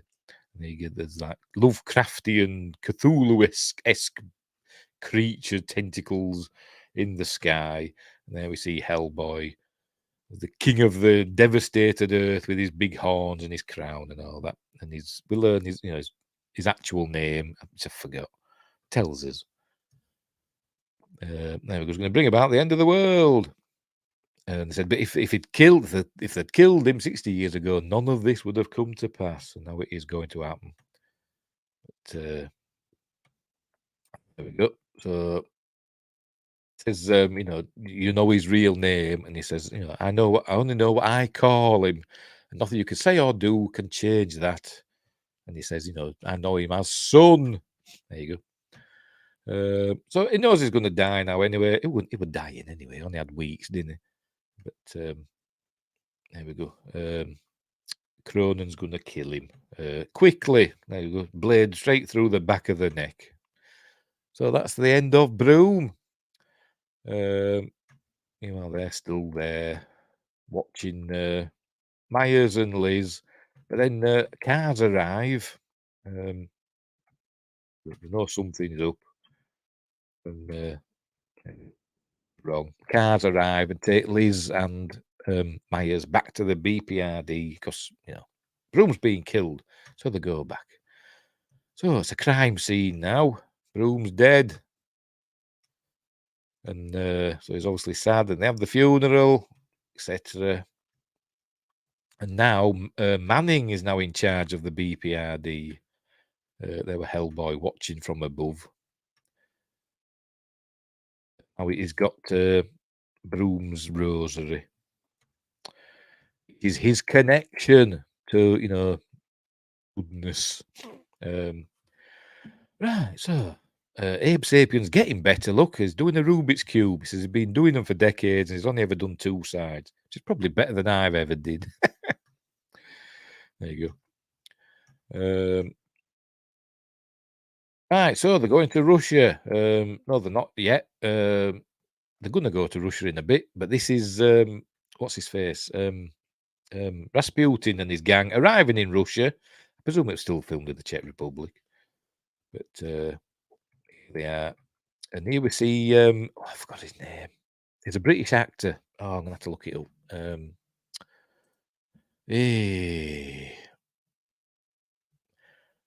on. Nicholas. Oh, crikey, Moses.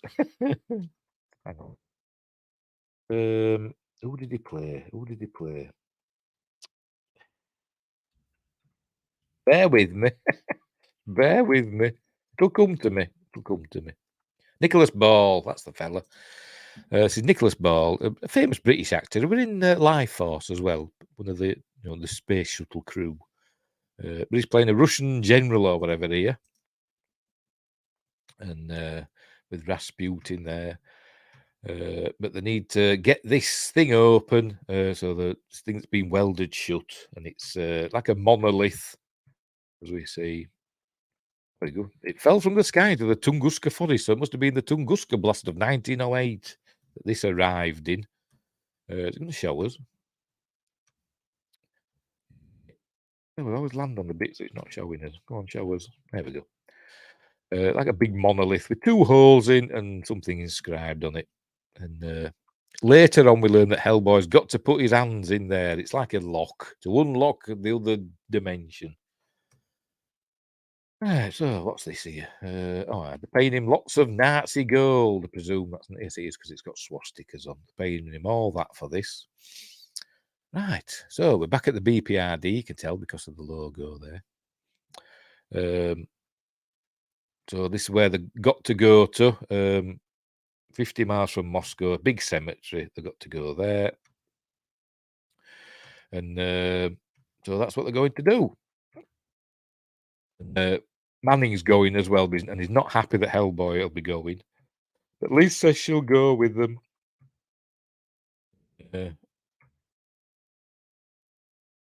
Nice little scene actually here between Hellboy and Liz, and he's saying, he can't help looking like this, and you think, he's talking about, being an ugly demon and all that, but then he says, I can't help being this cute or whatever.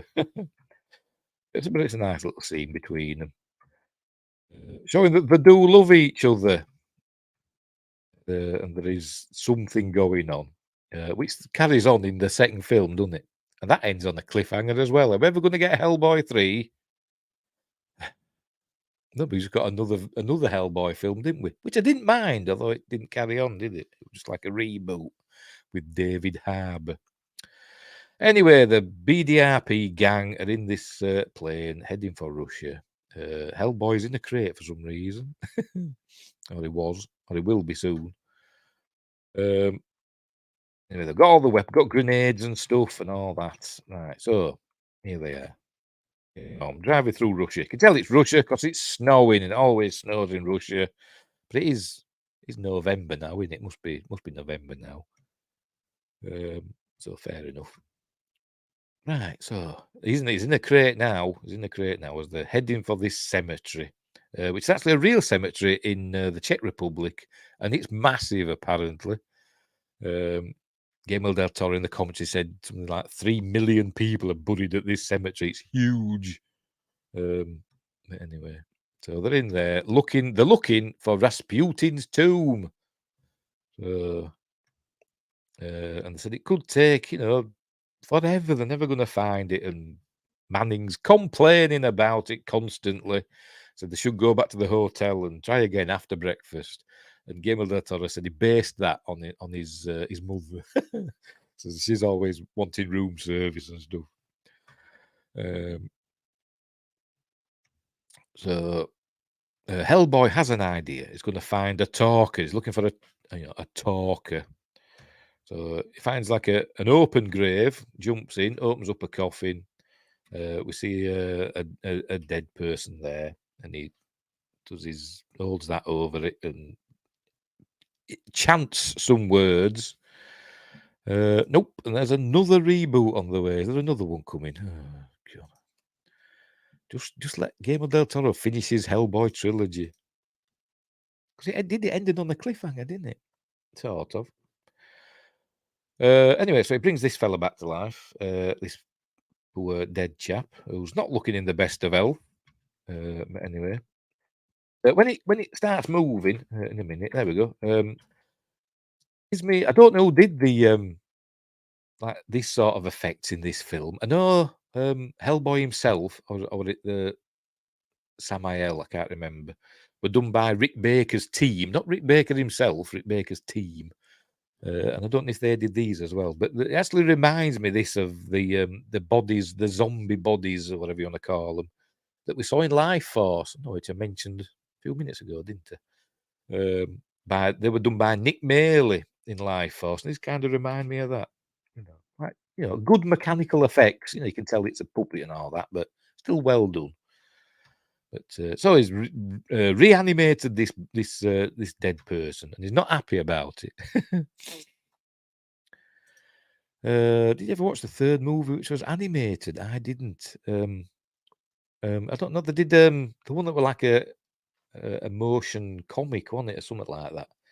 I don't know if it was like an actual cartoon, was it? I can't remember if I saw it or not. But there were 2 animated Hellboy movies. Very good, much closer to their stories. Oh, right. So maybe they have. No, I haven't seen them then. I thought they did one that were like a motion comic. Must be thinking of something else. Anyway, they're hanging about, waiting for Hellboy. Anyway, he comes back with and he goes with this chap. He tells us his name.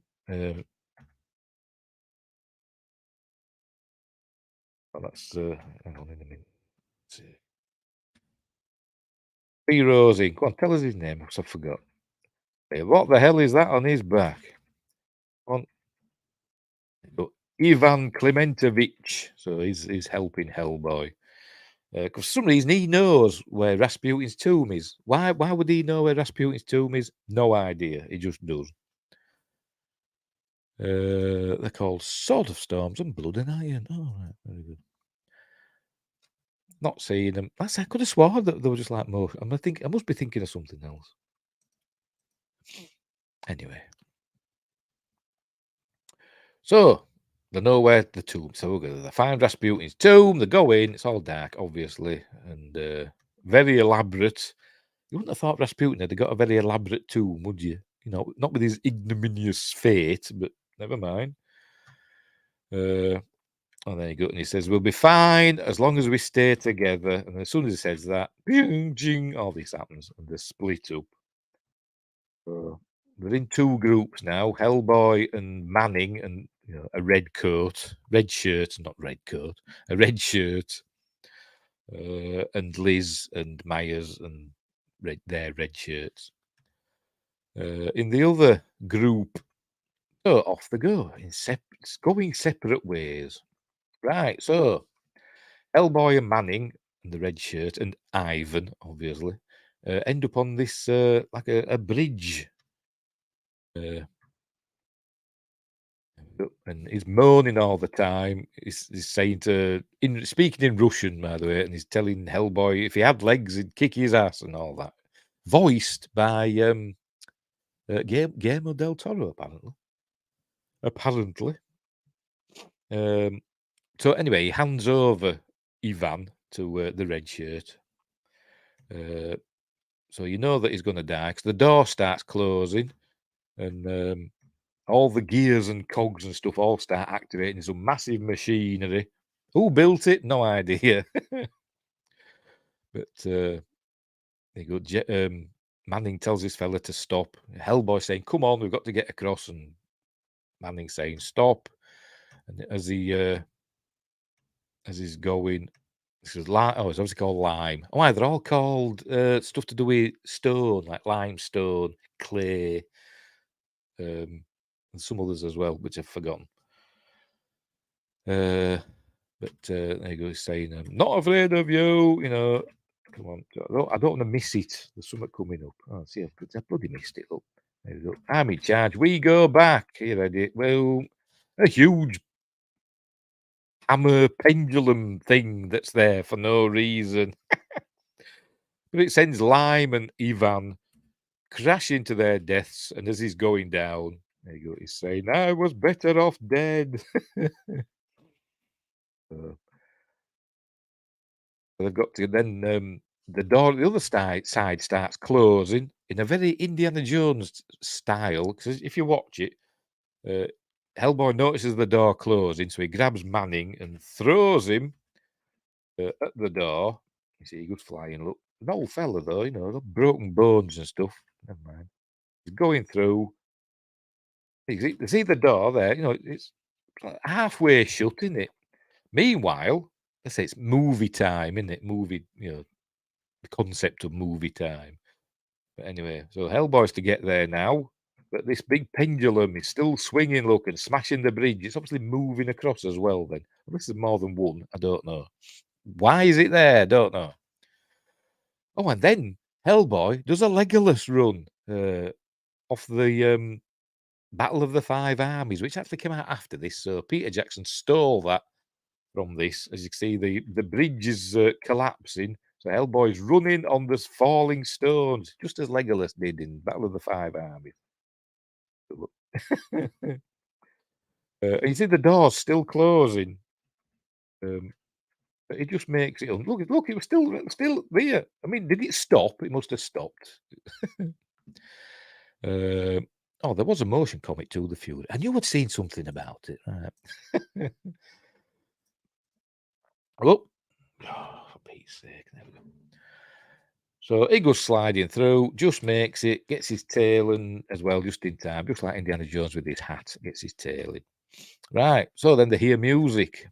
So they go through this little narrow corridor. There's Cronin waiting with the. It's changed his head, hasn't it? Don't know why. It just has. So they got to go and deal with him. Look, Cronin's there. And he starts attacking them. All right, first he attacks. There you go. He attacks Manning and like slashes his arm, and Manning's like, "What do you think you're doing?" Instead of like screaming or whatever, or cowering in fear, he's like, still indignant. What do you think you're doing? So Hellboy steps in, and so they're having a fight, and he's slashing his stone arm. There's bits of it flying all over, and then Hellboy sort of like gets cross and grabs hold of him, and just starts smashing his face in. He says, "You killed my father. Now it's your turn." So he's like smashing his mask in. Why he's got that one on? He had that black one on earlier, didn't he? But never mind. And knocks him down there, and he starts laughing for some reason. Again, another the laugh voiced by Guillermo del Toro. Says, "What you laughing for?" And then let's see that they were all standing on a trap door, which opens up, and luckily they don't fall because there's all spikes. Somebody else has fallen in. Look, there's a skull on a spike there. The Hellboy's hanging onto a rope, and Manning is hanging onto the side. So they're fine. So Manning starts throwing these cogs at Cronin, which gives Hellboy a chance to throw a rope round his neck, and he drags him down, and then he falls. Can't fall to his death, can he? Because he's just dust, but he's impaled on the spikes and unable to move. And then Hellboy he's looking. Hellboy drops a massive cog on him. What's with all the big cogs? I don't know. Don't know why there's big cogs, but there is. And then we cut to black. Right, so that's him sorted. And this is where Hellboy, a little moment between them now. Hellboy's trying to light his cigar with his Zippo lighter, but it's not working. And Manning says, "What are you doing? You light a cigar with a match. It helps the flavour or something." Don't say it. Pick up, preserves the flavours. Always use a match, preserves the flavour. And Hellboy kind of agrees. So there's a nice little moment between them there. I think a bit of respect has been earned on both sides. Right, so what's happening here now? Right, this is the other team. They're working their way through their tunnels, and Hellboy can hear them because she's calling. I think she's calling to Marco, because they said, "I'll call Marco," and he said, "I'll say Polo," if they get separated. So Liz is shouting Marco, so he can hear her. They're below where they are. So anyway, they find the chamber where the Samaels are. There's 8 of them by now. There we go. They found it, and there we see them. That one's eating a bone. There's supposed to be one yawning somewhere, maybe. Oh, there it is. Look, one yawning. They wanted them to look like a pride of lions. If you came across a pride of lions, in Africa, came upon unawares while they were doing their thing, there'd be one that had been munching on something, wouldn't be yawning, probably wouldn't be scratching itself. They're doing all that. But there we see they're there, and all their eggs, they're ready. And so they've got to take. They found out they've got to take them all out at once. If they kill one, and 2 will appear. Well, so they've got to take them all out and the eggs at the same time, which is what they've got those grenade belts for. Right. So anyway, they get seen, so they start attacking. Obviously, that fella's not playing all of them, is he? Or is he? You never know, do you, these days? So Hellboy's coming now. Look, he's smashing the floor in, and the red shirt gets got. Hellboy arrives just in time. So they start fighting him, and he's not doing well, is Hellboy. And Liz is, "Crikey, we've got to save him."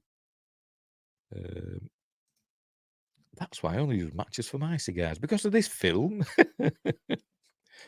Well, there you go. I don't smoke. I did have a cigar a few years ago, one Christmas, but anyway. But I used to smoke way back when, but not anymore. So she wants to save him because he's losing against all these Samaels that are dogpiling him, basically. And this is where she tells Myers to hit her. And there was actually a little scene where she hits him first, and then he hits her, and slaps him, not punches. He doesn't punch her, he slaps her. and just to get her powers activated. But I thought she had it under control. It's obviously not. So he slaps her. There you go. Sets her off, and she says, "This is where you hide now." So he runs off and hides, gets to cover, and there you go. She blows up everything. By the way, when she does this, she's like, it knocks her out for a while. So it did mention that earlier, and I forgot to mention it. She's like, unconscious for a while after doing her superpowers. Right, so she burns away all the Samaels and all their eggs. There we go. They're all dead now, so that's all the Samaels taken care of. Remember, Hellboy's fireproof, thankfully. And his clothes are as well. And there's... he's unconscious. I think Hellboy's... I don't know if Hellboy's unconscious. It might be. I don't know. But everybody seems to be unconscious now. And they arrive and chain up. Obviously, take them to the ritual site, and that's what we see happen next. So, now we've arrived at the ritual site where it's all going to go down. Hellboy's in a what do you call them? Like a collar stocks sort of thing. Some sort of enchanted stocks that can only be released when he says his own name. Only cigars on special occasions. It's like I say, I had one Christmas or New Year. I think we're a New Year's Eve, actually, a few years ago. But my son was very angry about it. Are you starting smoking again? No, it's just a one-off. Anyway, Hellboy's imprisoned in this magical stocks. Liz is on there. You go. Liz is on that altar. Up there's some sort of an angel or something holding a big key. Maybe it's a key for a big tin of corned beef. It looks like one of those sort of keys, doesn't it? But it's all supposed to do with time. It's a big clock in it, counting down to the end of the world. Whatever. And there's Rasputin there, and and Myers is around with Ilsa somewhere in a minute. So they're going to need his stone hand to activate that on that big monolith. Oh, there he is. Don't know why they didn't just kill Myers. You'd have thought they would have just killed him, wouldn't you? Because he's no use to him, but they've just got him there chained up for some reason. But anyway, this is where they're telling her that if he doesn't do it, he'll kill Ilsa, Liz, and Hellboy saying, "I'll never do it." But so then I don't get this bit either. To be completely honest, it does something to Liz here. It drains her of energy or whatever. I don't know. See it going up into him from her, and then I think she's supposed to be dead. The only way to get her back is for Hellboy to do his stuff, become, the demon Hellboy, and then he can save her, get her soul back from the other side. But I don't know. I don't know if that actually happens. I don't get it. It's not explained very well, in my opinion. So now Lizzie's dead, so Hellboy's angry. He says, "You've got to say your name. Say your true name is inscribed." There you go. So he's got to say it. And he goes, "Say it." Just say his name, because I can't remember what it is. Go on. Showers. No, it's not bloody coming up, is it? Bloody. Why, yes, he takes off he takes Broom's rosary from him and throws it in the direction of Myers, thankfully. And so he's saying, say it. Oh, see, I'm trying to bloody. It says his name. Come on, say it. There we go. Anung Unrama. That's his name. Doesn't sound right, that, but never mind. So when he says it, everything. There you go. The bonds undo, and now he's free to go and unlock the monolith. But his horns grow back first. There we go. His horns are growing back, and the blazing crown appears. There it is. Look. Now it's to fulfill his destiny. So off he goes. We're all watching. Liz is not with us anymore. And he puts his hand in one of the holes. Good job he didn't have two stone hands, isn't he? He could have done both at the same time. He's got to do one at a time, thankfully. Puts in one of the holes and does that. Turns his like he's unlocking it. And a big, so we get a sky beam. Yay! So we get a sky beam long before the Avengers. We get a sky beam. Off it goes. You ready? There we go. Good old sky beam. Blasts at the moon and turns the moon into some sort of portal. And then we see the crystal prison of the old gods. The 7 of them. I think it said 7, didn't it? So they're freed. Look. There they are. Very Lovecraftian. This is deliberate. So they're going to come through the portal now. Myers has managed to free his hand from his manacles. And he gets hold of the rosary. And he shouts to Hellboy, "Don't do it. Remember who you are." And he throws the rosary, and Hellboy catches it. There you go. Remember who you are. And he catches it and remembers who he is instantly. He remembers, Broom, his father. So she's going to go over and deal with Myers, but Myers has his own ideas, and he trips her up. Hang on.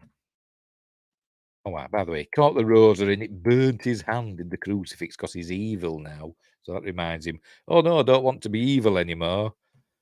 I am not an evil Hellboy. I'm a good one. Myers took care of her. There you go. She's about to whack him, so he knocks her over and bashes her on the head with his foot.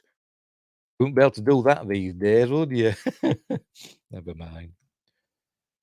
So he was telling him he's got a choice, and so he makes the choice, and he breaks off his breaks off his horns, and stabs Rasputin with one of the horns. So the sky beam deactivates, the tentacles disappear, and so have they gone back into the crystal prison and we saw them break out of it, or they're just floating about in that other dimension? Them gods, them Lovecraftian beasts. Dunno. Don't tell us. But there we see that the portal closes up. By the way, it were all happening during a lunar eclipse. I forgot to mention that. There you go. Okay, stabs Rasputin. There you go, with one of the horns. I chose, and he chose the good side. And he goes over to Liz, and I don't know what he does now. He picks her up, and she's not dead, apparently. I don't know how. Oh, one of his eyes has come out because Hellboy trod on one, and so now we see that it says. I think this is where he says, every time I crossed the threshold or whatever, he brought part of his master back with him. So he's got all tentacles coming out of him now, and he's getting like ropey CG on his head. Look. So they decide to get out of there while Rasputin's got tentacles coming out of him. So out it comes, and this creature here, I don't know what it's called. Maybe it's got a name, but it grows. And so they run out of there. Ilsa goes up to Rasputin and professes her love, and that they'll be happy in hell. And then they get squished. She gives him a kiss.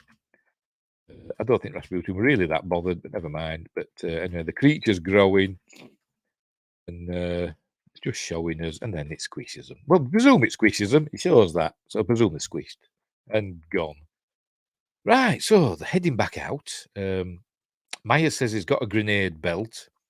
So Hellboy gives Liz to look after her, whatever sort of thing. Whatever happens, don't leave her alone. Is she dead? I don't know.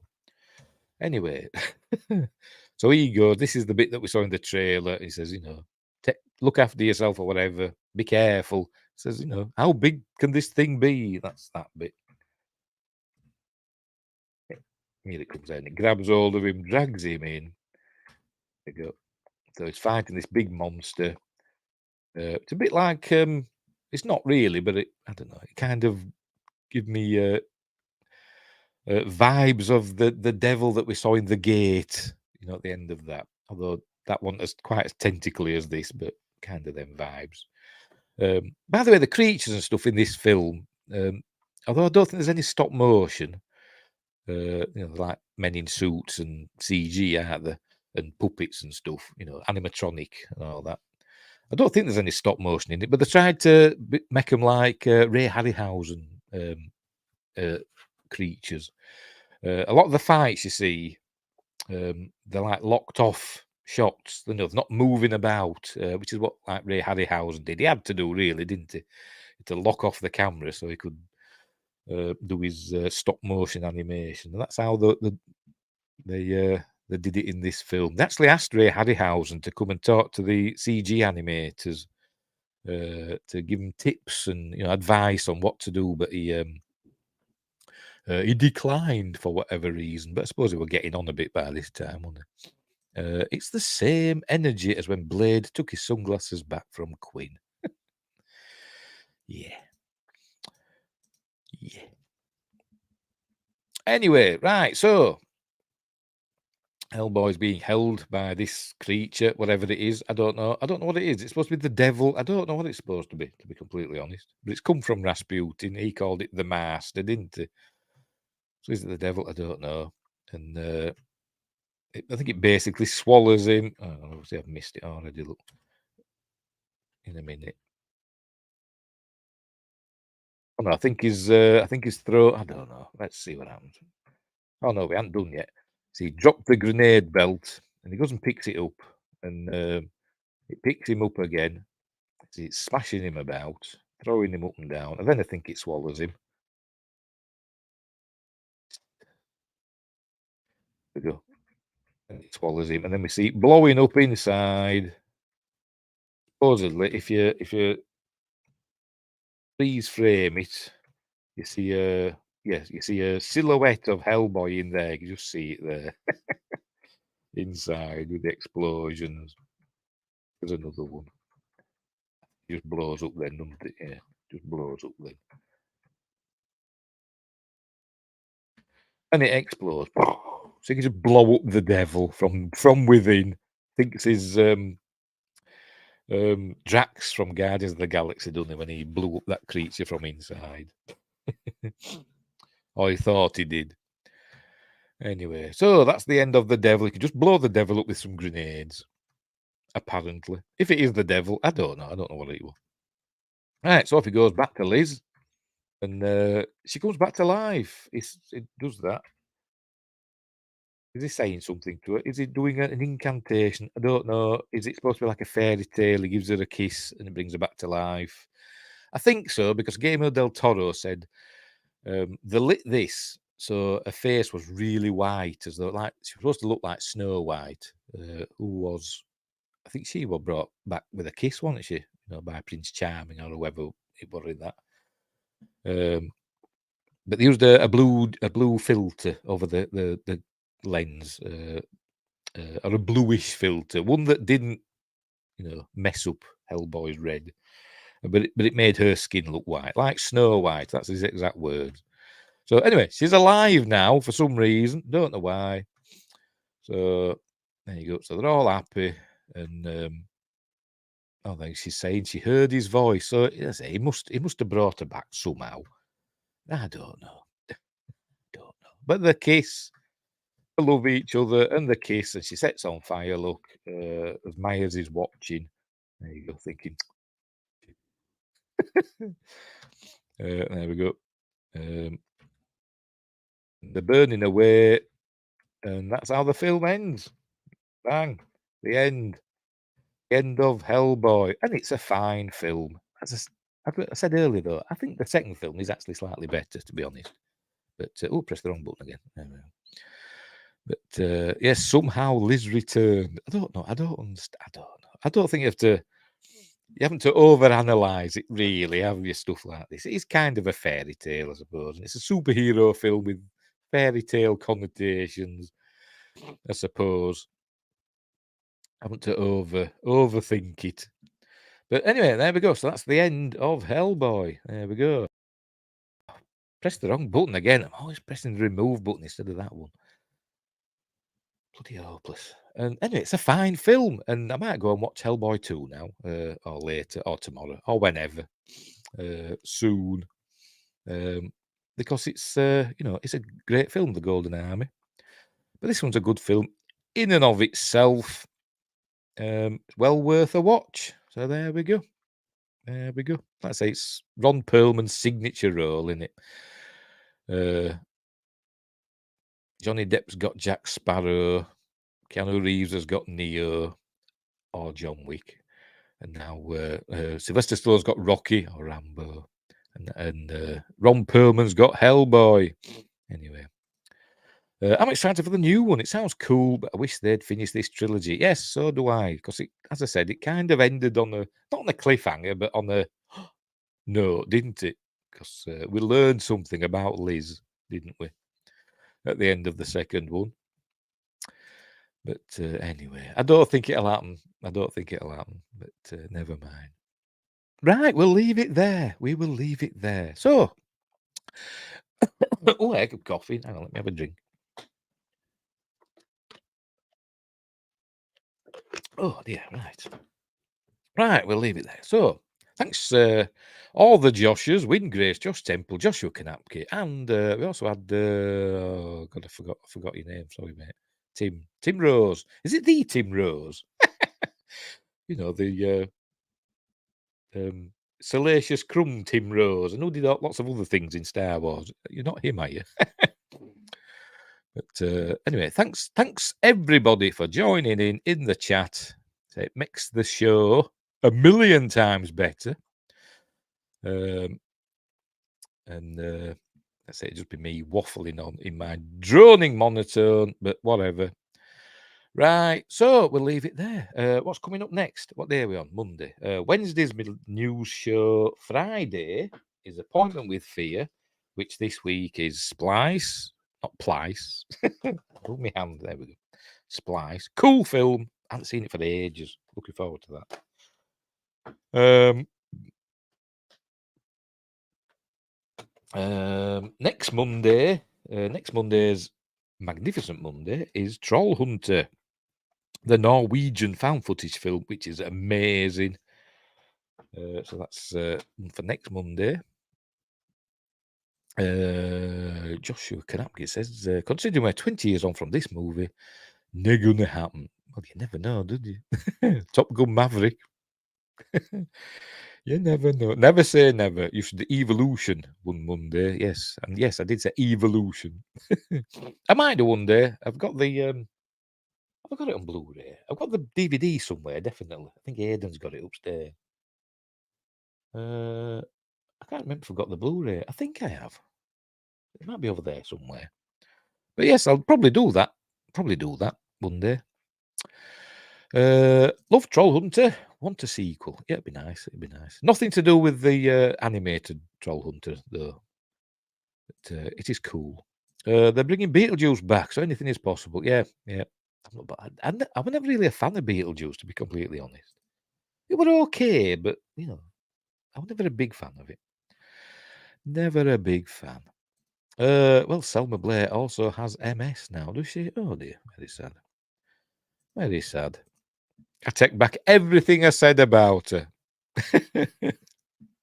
I don't like her in this film. I think there's something about her. She's no charisma in the film, no screen presence. She's just there.